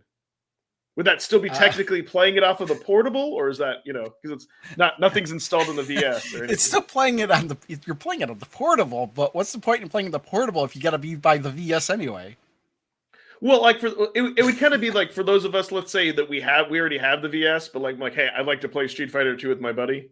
Or like I want to be able to, you mean okay, I see what you mean. You mean plugging in the EXP and then you're able to play it on your TV with an arcade stick because okay, yeah, that was actually thinking that we were going the other way. Say you could use the red adapter. I've actually thought about that. Yeah. Or like what if you could use like the Taito collection? You plug the Super Pocket into port 4 on your VS and now you can play it on the big screen and well you can't here's the thing. You can play it on the big screen with the portable because you can plug the screen directly into the Evercade EXP to begin with. Yes. But you still can't play with your own controller. Exactly. I don't think... Honestly, I think it's more likely that you'd be able to plug a controller into the Evercade EXP and play with the controller like than that, because I think you are playing on the Evercade VS because you're playing it on the console, and that's not part of the agreement. See, that's what I wonder. The agreement is for the handheld. Yeah, but it would kind of be like it'd be pulling the ROMs from the EXP, or like it would be pulling the ROMs from. But look at it this way. Yeah. Okay, what's the difference between pulling the ROM from the EXP or pulling the ROM off a cartridge? You're still pulling the ROM from somewhere. Yeah. You're still playing it on the VS. But that's why I think that's not a loophole that'll work. But see, I wonder maybe then the difference is that like you're having to still buy the Super Pocket or the EXP, so whatever money that they've worked out, like Capcom, like but if that's the logic, then why don't the Namco collections work? Because you've bought the collections. Yeah, I agree. They just, Well, that's where I was going. Maybe the next they could do something like that. Where like, hey, it's being filtered through the VS, but technically it's still being played off of these. It's still being played off of these portables. You're just now able to use the controllers on the VS. I don't know. That would be the only way it works, I think. Here's the only way I could see it working. The Evercade EXP has a USB-C port, usually for charging. You'd have to get an adapter and get a plug in a controller through that USB-C port, but still it would have to be built into the software to be able to play, recognize those controllers. And then you'd have to plug the TV directly into the HDMI out on the device. That would be the only way I think it would be allowed that you'd be able to play like Street Fighter 2 on a television with an arcade stick on the Evercade. Yeah, because you're actually still playing it through the handheld. Yeah, I kind of wish that like they would, because then I think that would add a lot. If they did that like for the Super Pockets, then maybe like, whenever the next one comes out, honestly, maybe I would see more value. Honestly, in buying it. I would not jump through all those hoops just to play those games on that way, because I have other devices I could play those games on. Sure. And use my arcade stick and not have to like hook a handheld up to a TV and then hook a controller up to the handheld. But what would be cool though about that is something like Breath of Fire, like, hey, I can play this when I take it with me, and then I still have my same saves and save states. That's what would kind of be neat, Yes, that would work though too. But then again, Breath of Fire is an RPG. Don't really need an arcade stick to play that. And no. Just plug that directly into the TV. So, well, because like these controllers are a lot lighter, and you can, you know what I mean? Like you can sit back, they're more comfortable. Like the funny thing is, like having an HDMI, there's a lot more weight. Like it's weird because maybe because it's on the top, like it for me, like it feels like really out balanced. But yeah, I hear what you're saying. That would kind of, but for the Super Pockets, it would kind of more be neat. Like then you could play the title collection there. I mean, yeah, I could play all that on my Steam Deck and plug it in, but yeah, and honestly though, if you, I could see where you'd want to play it to go and stuff. Yeah. But again, there's probably other ways to do it that would be better. There is. But it's kind of like an incentive to keep everything in the ecosystem, and you know what I mean? I don't know. But again, I guess that's that's just a bonus for having that handheld in particular. So it's like the Super Pockets, where those games are only available on that device, but you can still plug in other Evercade games to play them. But if you wanted to play those games on, like, if you wanted to be able to play, I can't remember, like, it's on what's on the title collection exactly? Like Bubble Bobble Puzzle Bobble.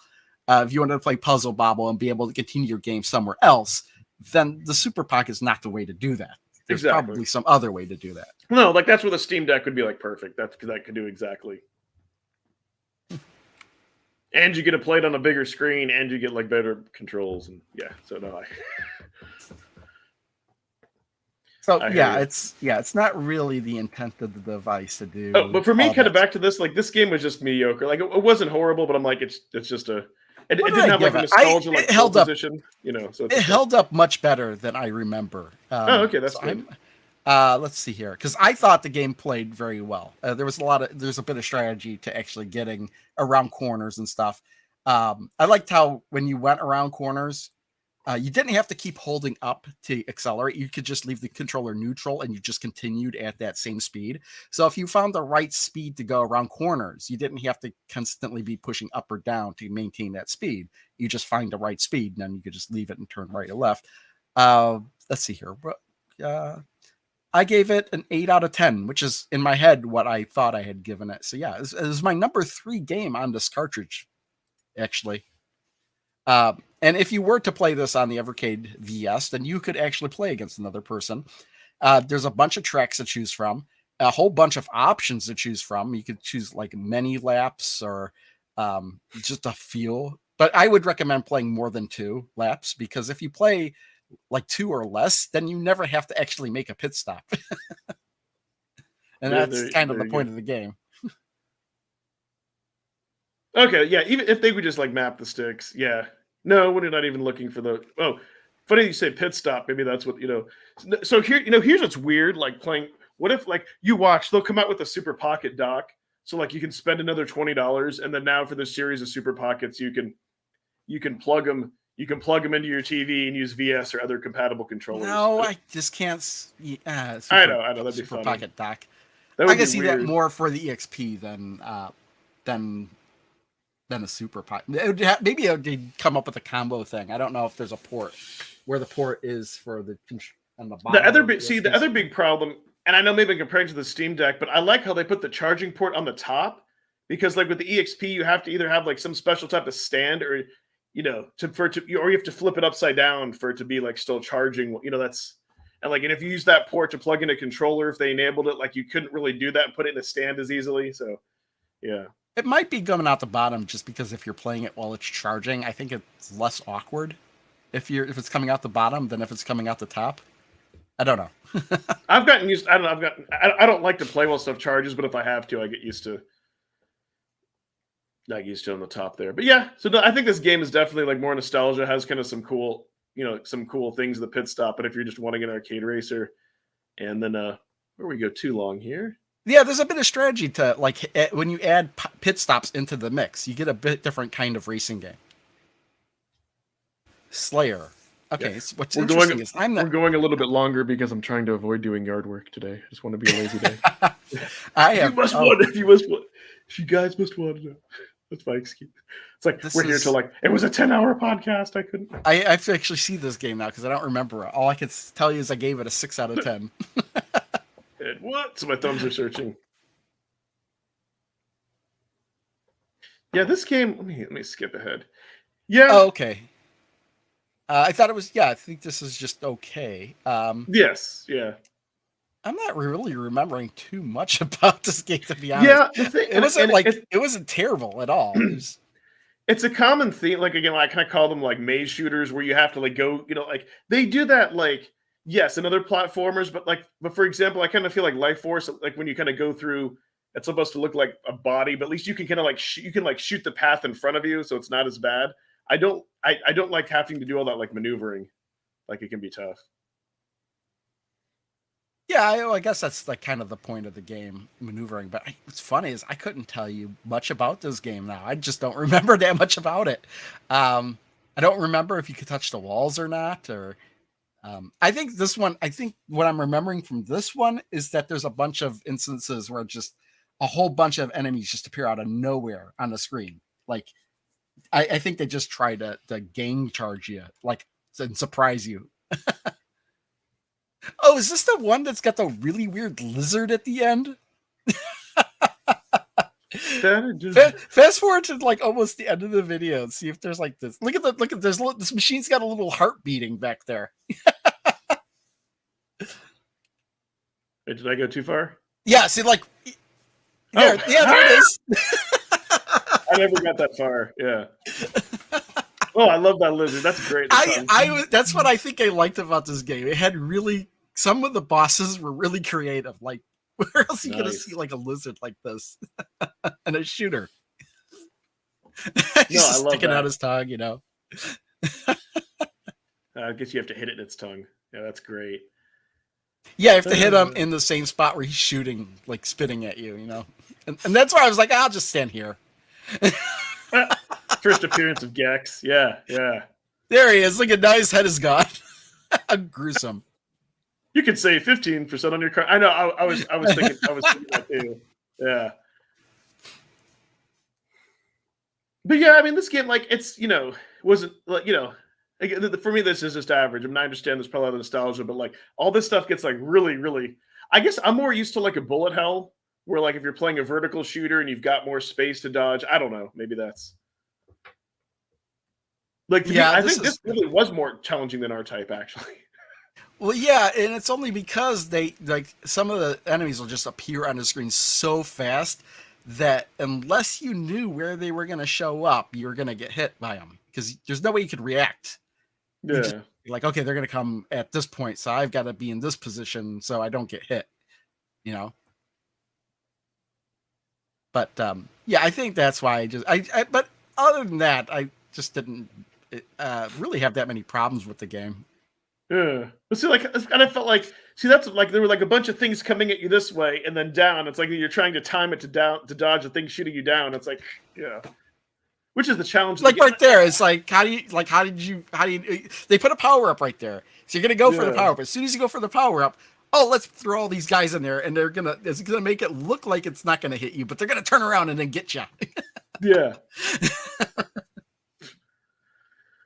Oh man. So yeah, I just like I see a pattern of these type of style games, which is fine. It's just not like necessarily my kind of. But then again, and I'll keep referring back to like Project X. My God, that shooter that is like such a great. That is such a great. That's like maybe one of the best shooters that What, we the have. On Amiga Evercade. one? I would What? not agree with that. Project X on the Amiga? Yes, yes. It is music. It is sound. It feels Okay. like it plays like I gave- Gradius. It's like I gave it a 7 out of 10, but I was saying it's good, but I wouldn't say it's the best shoot 'em up on. one of the. Well, I one- wouldn't one say of the I wouldn't best. say it's better than. I certainly wouldn't say it's better than R-Type.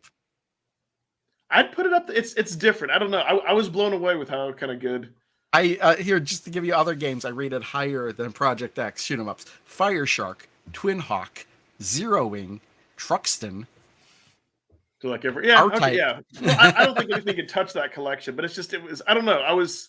I I would was even thinking say about that game that kind of blew Psy me away. Battler, I gave a 10 out of 10. I think that's the best shooter on the Evercade. Gotcha. Earth Defense Force, the arcade version, not the Super Nintendo one. Hold on. I'm gonna like the like. I want to pause at the name. I thought I saw like Big Bird. Okay. You thought you saw Big Bird? Okay. Yes. It's among the best of the non-arcade shooters. That's what I meant to say. Thank you. Okay, Thank you, okay. Gene So Blue. Bert and Ernie, Big Bird, Sylvester, Tom and Jerry, Tweety Bird, Clunk. I wonder who Clunk Deputy is. Dog. I remember Deputy Dog. Yeah. Ah! But they spelled deputy wrong. Deputy. Yeah.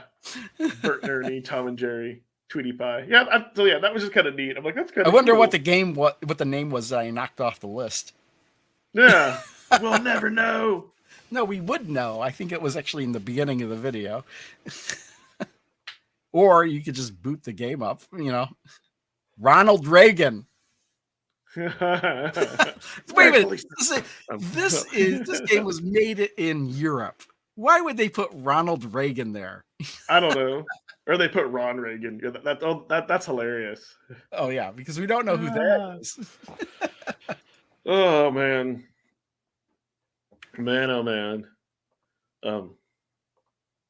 But yeah, no, there was it's really fun going through and seeing some of these collections, and then I'm like, yeah, I need to go through and replay Nebulous because I was like, oh yeah. I actually had to look up some walkthroughs for that game for some of the levels to figure out how to get through them. Because the game gets hard. It gets really hard. Yeah. I'm just Oh, hoping- okay. He was on Spitting Image, and that was I think that was a UK thing, wasn't it? Spitting Image. Okay. Oh, okay. Yeah, I was gonna say I was like, gotcha. Spitting Image. No, I know I say this every time I go live or in almost any video, like in a video, but I want to hear the next. We'll have to wait till the end or on my birthday, probably find out about the next month. And I really hope that. I really hope we get like a really good announcement. Like, come on, I keep saying that for Blaze. Like on my birthday, you've got the next set of carts. They've got to be something truly fantastic. I don't know what that is, but like blow me away. Make me feel like it's a birthday present, right? Like maybe like it's this. You know what they're gonna do? They're gonna make an announcement, and you're gonna get all excited, and then it's gonna be all stuff you don't want. Yeah. Oh. No. I would love Gremlin 3. That would be great. I still want that. Why Gremlin 3? There's no Gremlin.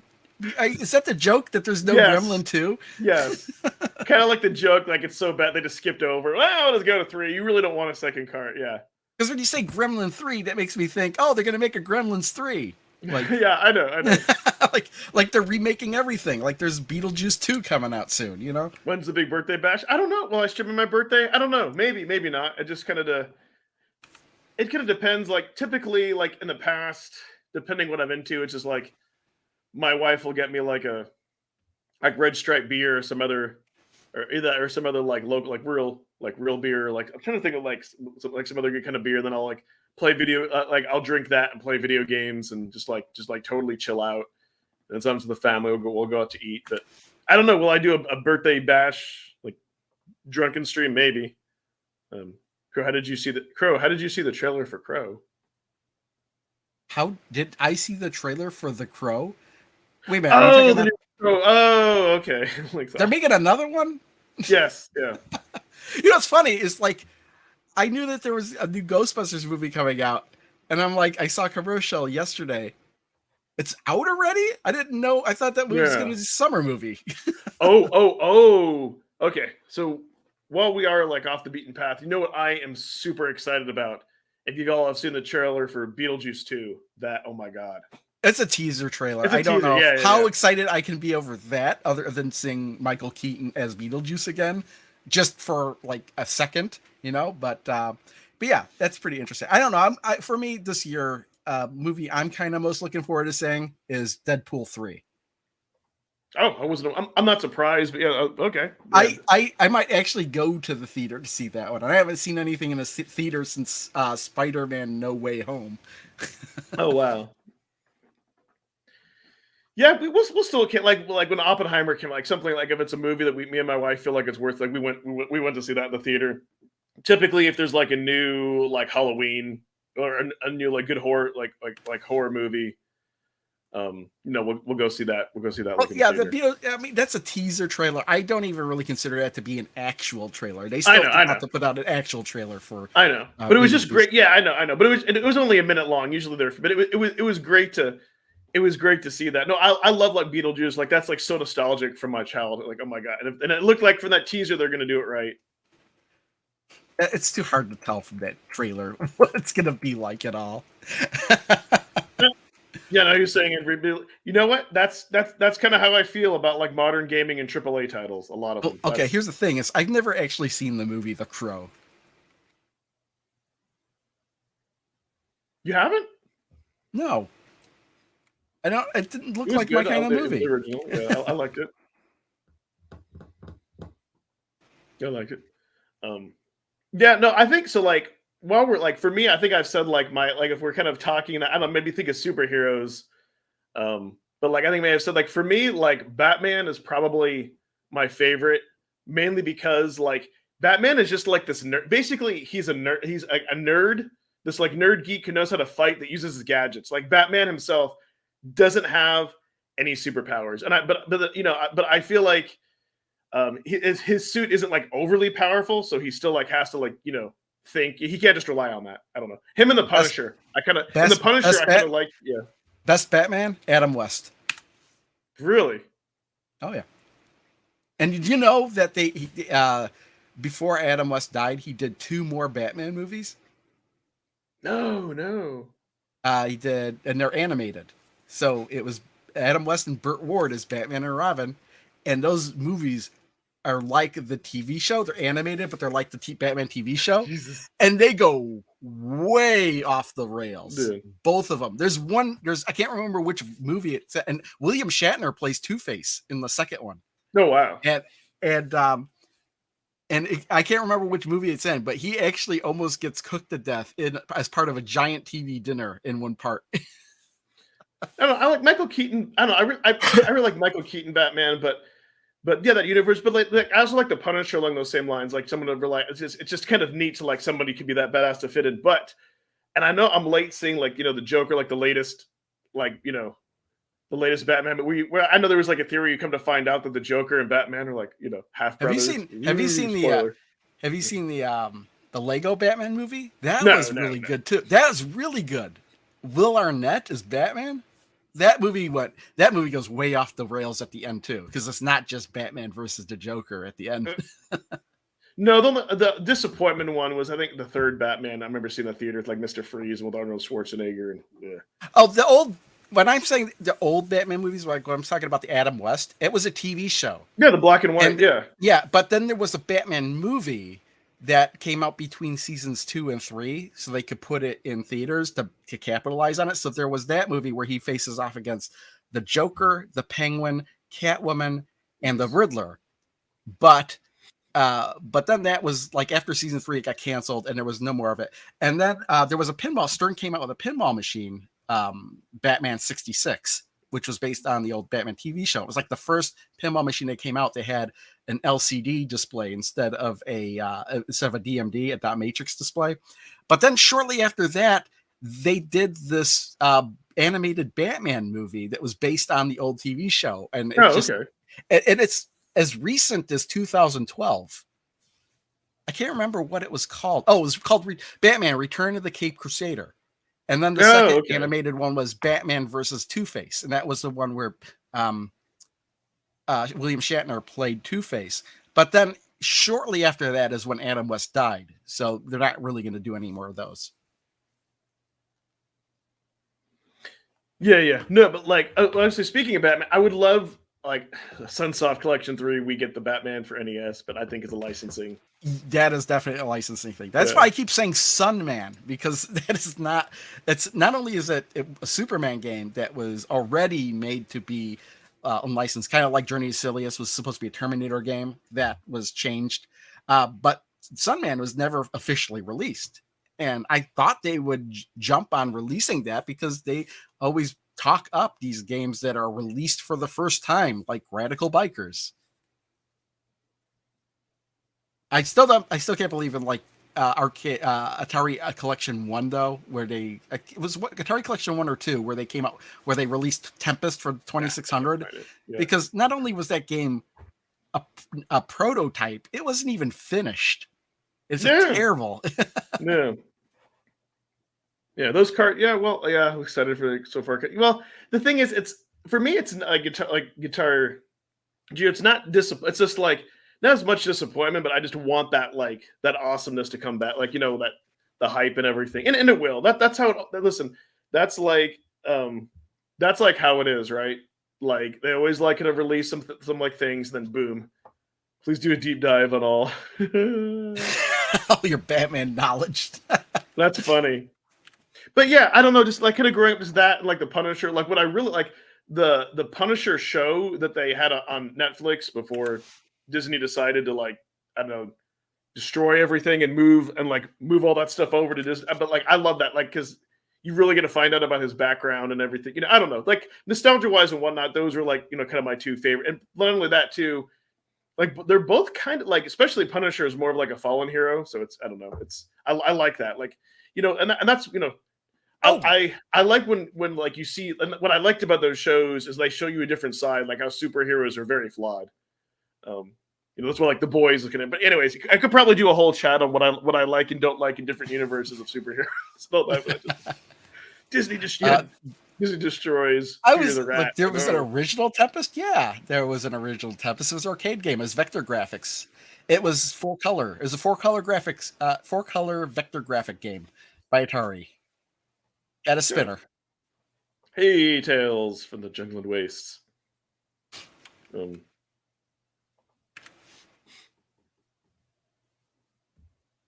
Boys, different show from like I'm sure. Well, yeah, there's a lot of shows that are based on comics wind up being different than the comics, and there's nothing wrong with that. I think it's just because they're different mediums. And I don't think. Very rarely would it work, I think, if you did exactly what was in the comic in a different format. And I was kind of the same way too, where it's like, oh, I don't like this that much because it's so different than the original source material. But this whole thing with multiverses these days, it opens up your mind. It's like, okay, well, this is just a different version of this scenario, and I think that works if you think of it that way, especially like. Now, a lot of people say that Flash movie was terrible, but I kind of liked it for the simple fact that you got to see different versions of the DC multiverse, including Nicolas Cage as Superman fighting a spider that Superman movie that never got made. Wow. I thought that was hilarious. That would be. Oh my God. I could imagine that. Wow. Oh yeah, The Watchmen. Yeah, like no, but not that movie, but I love like the show. And again, that's something. You mean, is there a show? Is Yeah. it other than, I Watch, didn't know yeah, there on was a show. HBO. Yes. I thought I only know of the movie. So is the show like retelling the story again from the beginning? It's very different. It's kind of like it's kind of like an extension of all. It's different. It's pretty cool. Because like the movie was different than the comic, but Yeah, they yeah, changed yeah. things so they would work better. Like instead of like a giant octopus or something like that attacking New York or something like that, they had changed it to nuclear weapons or something. But I can't remember. It's been a long time since I've seen The Watchmen. the will do. Down with multiverse. I love the multiverse stuff. I don't know. Like people. I know people are getting sick of it, but that's the only way I can think of where everything like can exist at the same time. And that's why I don't mind if things wind up being totally different. Like even the Wolverine Origins movie, where they came up with that really crappy version of Deadpool at the end. That was really Deadpool. They keep bringing him back now. That version of Deadpool is like the terrible Deadpool, and I think it's hilarious. Okay, I finally found it. That's what I was looking at my show. So it's like well, somebody says like if I'm down with that or whatever. I don't know. I keep like if y'all have and I'm sure a lot of you here, Brits or people aware of like Father Ted. Oh my god, Oh yeah, I Father Ted. Yeah, freaking love that show so much, like craggy out. But there's that one episode where they're protesting in front of the movie theater and they're like down with that sort of thing. So that like I don't know, that's like stuck in my brain. Whenever anyone says like down with I think of that. God, that's what I was. And what's funny is I I never even knew about that show until about 6 months ago, and then as soon as I heard about it, I was like, okay, and I watched it all. And it was really like, yeah, it's really funny. Like the whole thing where all the priests are stuck in the lingerie department, in the lingerie section at the department store. Yes. That was hilarious. Yes, and then with my other favorite quote is when Father Ted and they talk about because he was like sent there for trying to like embezzle money from the church, and he just said, yeah, well, that's what's account. Insinuated was they caught him embezzling, and he keeps saying, no, it was just in my account temporarily. He was just resting. It was just it was just resting, and then that's legendary. I know, and I think like the main actor like died like of a heart attack. So, but that was sorry. So whenever I hear like things like that makes me laugh so much. You need to watch it. I think I'm not sure what that's on, like BritBox or whatever. It is just like one of the friggin' funniest. I actually don't when I know of things, and unless they're on a streaming service I already have, I can usually get it another way. Okay. So it's still going nice. Yep. Hey, so you got your internet back when we dropping on the phone.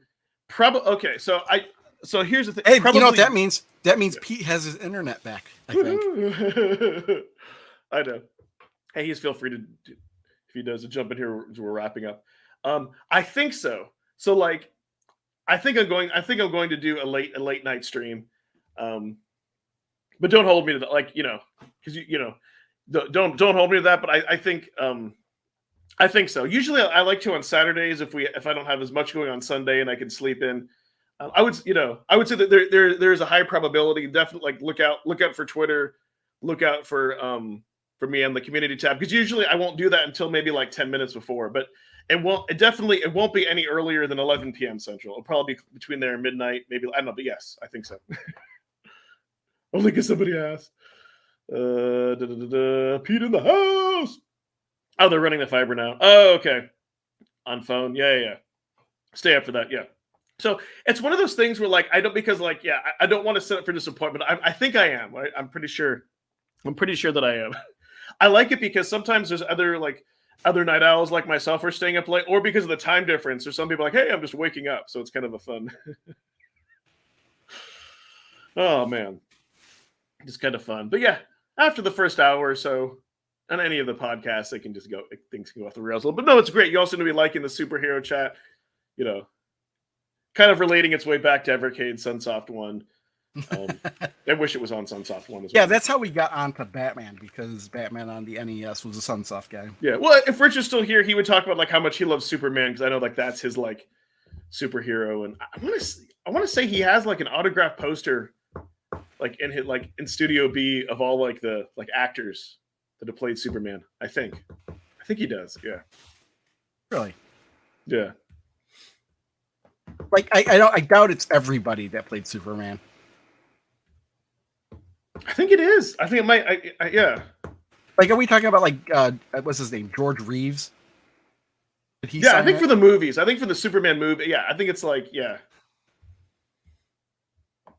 What about that guy who played Superboy on that Smallville show? I think it's maybe the main movies like Reeves and other actors' names. I can't think of. But yeah, it is kind of an adjustment. Yeah, there is a lot. There is like a lot of silence, but that's how kind of it is with the calm before the, before the storm and all that. They're gonna be quiet until September and then announce like 20 Evercade releases in November. I really hope this year they can stick to a consistent schedule. I like that. I don't know. I like that better. But Smallville had the best Lex Luthor. I never really got into that show. I never was. I'm not a big fan of Superman. Like, he's all right. He's not one of my favorite superheroes or anything. Might surprise us with a midnight stream, and I'll find out in bed. Be whatever way. Yeah. No, people. It's interesting. People seem to like that. Seem to like the late night streams better. And I don't know why, but it's all good. It's whatever works. It doesn't necessarily have to be on a Saturday. I've tested that like on a Friday. Actually, I think I tested when I was off. I've tested that like during weekdays. So it just depends. But yeah, we can talk more superhero chat when I go. Probably, I think I will be playing more C64 Collection 3. We need to. I need to have enough. Need to have enough for that so I can make my follow-up video and all that. Which it's kind of weird. You never know. Like I would like. It was weird. Like I guess maybe the algorithm, like Indie Heroes 3, it didn't do like I guess what people who are subscribed to me watch it, but other people who aren't like they didn't care about that as much. I'm like really? How could you not click on view counts of videos? Are you saying Pico 3 wasn't? No, Indie Heroes 3. People didn't. Indie Heroes 3. Okay. Yeah, people didn't seem to care as much about the full, like people who aren't sub, like out there, like in the YouTube verse. I'm like, so you never know what's kind of like what's being talked about with Evercade and all that. But I would have thought more people who are unsubbed would have watched that. But oh well, it's. Yeah, I was like, I thought you said Pico 3. I was like, what? Really? It seemed like more people on my end watched that one than any other ones. Oh, okay, I see what it is. Yeah, because their life is. Yeah, okay, no, I can relate to that because I've had to like out in the main TV. I've had to like be very selective or stop watching YouTube because I've driven my wife crazy with that. So I can relate.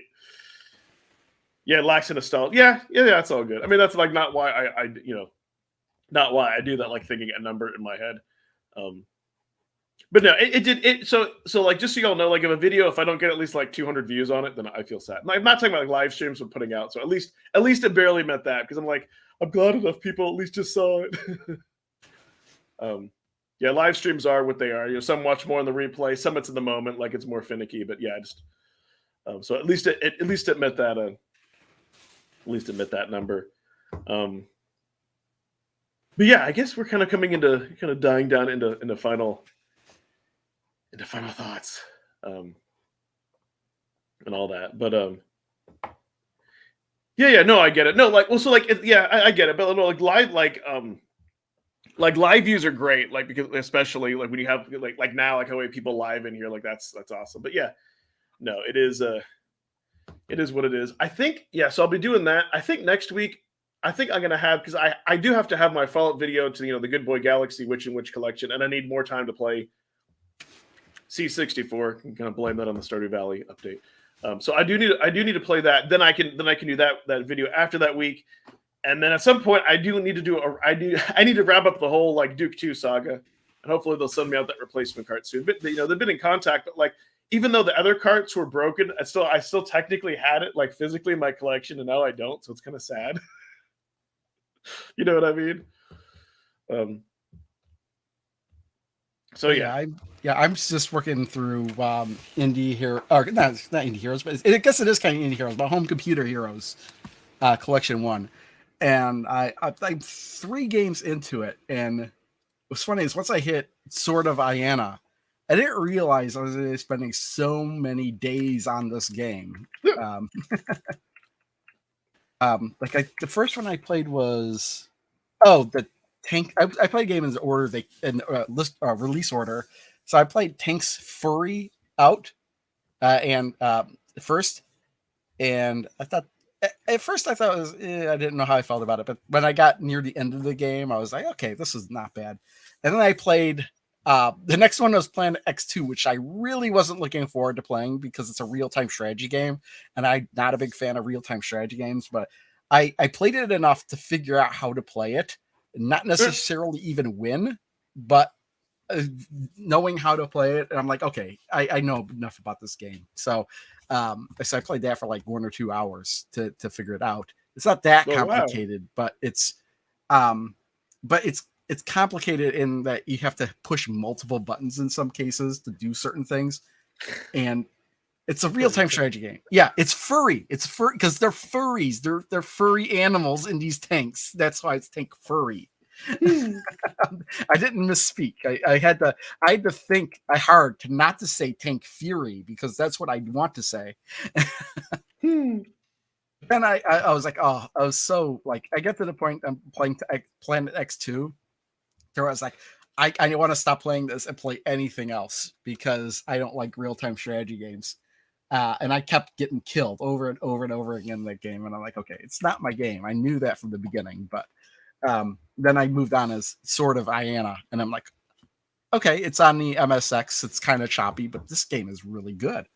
And the problem is now I have like 5-6 hours of footage I need to scrub through on this game. Nice. So I don't know what's next on my list. Let's take a look. What do I need? Oh, I know. It's Farming Simulator.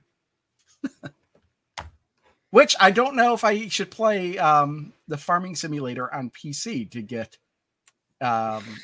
like a sense of reference for that because the collection did come with a Steam code for Farming Simulator. I activated it, probably never played. It's funny because I asked my wife, I'm like, well, do you want that? Like, no, well, I was kind of disappointed. It was like, I looked at it and then I was like, oh, yeah, okay, so you get the base game, but then there's like a ton of DLC for the game. Of course. I would just say Farming Sim, it's a lot of work, like it's too realistic because I've seen her play that. Like, it's just okay, you say it's a lot of work, but is it any different than Stardew Valley? Isn't that just a lot of work? But Stardew Valley is fun, but here's the difference though.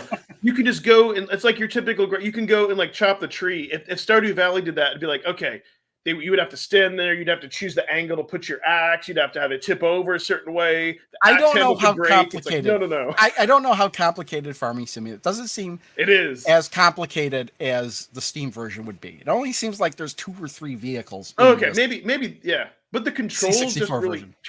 turned me off. Yeah, no, I don't know. I haven't played it yet. It'll be the next one I play, so it'll be interesting.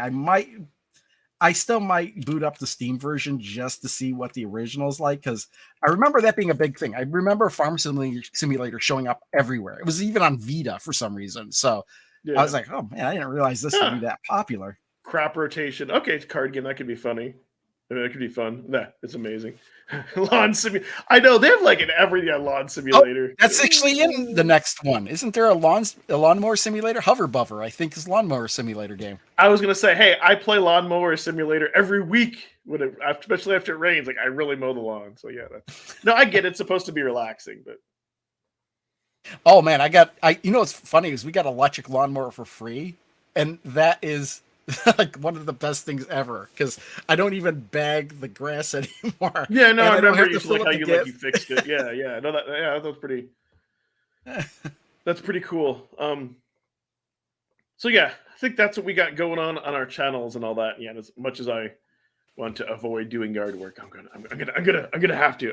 Hey, Brooklyn Menace sneaks in here at the very, very last second. I don't want to do anything all day since I worked too hard all week. In fact, I'm going to have to check in on a couple of things for work, but I can't do yard work because it's like 30 degrees. Yeah, well, I got a tree, like slowly I got to be like cutting down a tree that's on the side of the house. It's kind of like gotten too big that could like damage the roof. Mulching blade for the lazy. Yeah, and actually probably tomorrow I will end up having to mow the lawn because we've had some heavy rains here, and after that, of course, the grass grows and all that. See, Goat Simulator is great. Oh my god, that is a game. My daughter loved that game. Again, mainly I played didn't know that there a was lot so for many of them. mobile. There's like up to Goat Simulator 3 now, I think. Yeah, yeah, that would be kind of C64. That's sounds like a program that could be fun because you just like run around crazy. See, I wonder, like, that's always interesting when they demake a game for an older platform. Yeah, What would that be like, though? I on don't the know. C64. How would you translate that? I don't know. Someone should try it. All right. Well, I think we're gonna wrap everything up, unless you want to, before I run the end member thanks and credits. If there's anything you want to play before that. No, I mean, my most recent videos, I put out my full Void video. Probably. Oh, that was like Wednesday, wasn't it? I almost feel like it's been already a week, but no, I finished that actually on Sunday for the most part. But I didn't actually post it and get it finished until like Tuesday for members, and then for everybody else on Wednesday. Because it was less than a week earlier, I put out my one for, I can't even remember which one what collection did I do before that one? I was like, that was Delphine, of course, Delphine software. Right. So you survived that. Like, I just, as soon as I move on, I instantly forgot everything like I just did. It's kind of like my real job, it's like, you want me to go back and work on a job? I don't remember what I did. Okay. Yeah. Alrighty. Well, I'll just give my, so yeah, probably, don't hold me to it. We'll be probably be doing late live streaming tonight and all that stuff. Next week is probably going to be the follow-up to Good Boy Galaxy, and which we're playing more Commodore 64.3. For those of you who just stumbled in there, please sub to all of our channels and all that. And I have to keep plugging this. All it takes is somebody just to send me one physical thing in the mail, and I'll extend my PO box out for another 3 months. If not, that's cool. A fun experiment to try and all that. And yeah, if there's no other last minute comments. You know what game I really need to play, those frog fractions. I need to play that more than just that. Cool. So we'll end it on that note. Again, thanks everybody for everything, and bye-bye.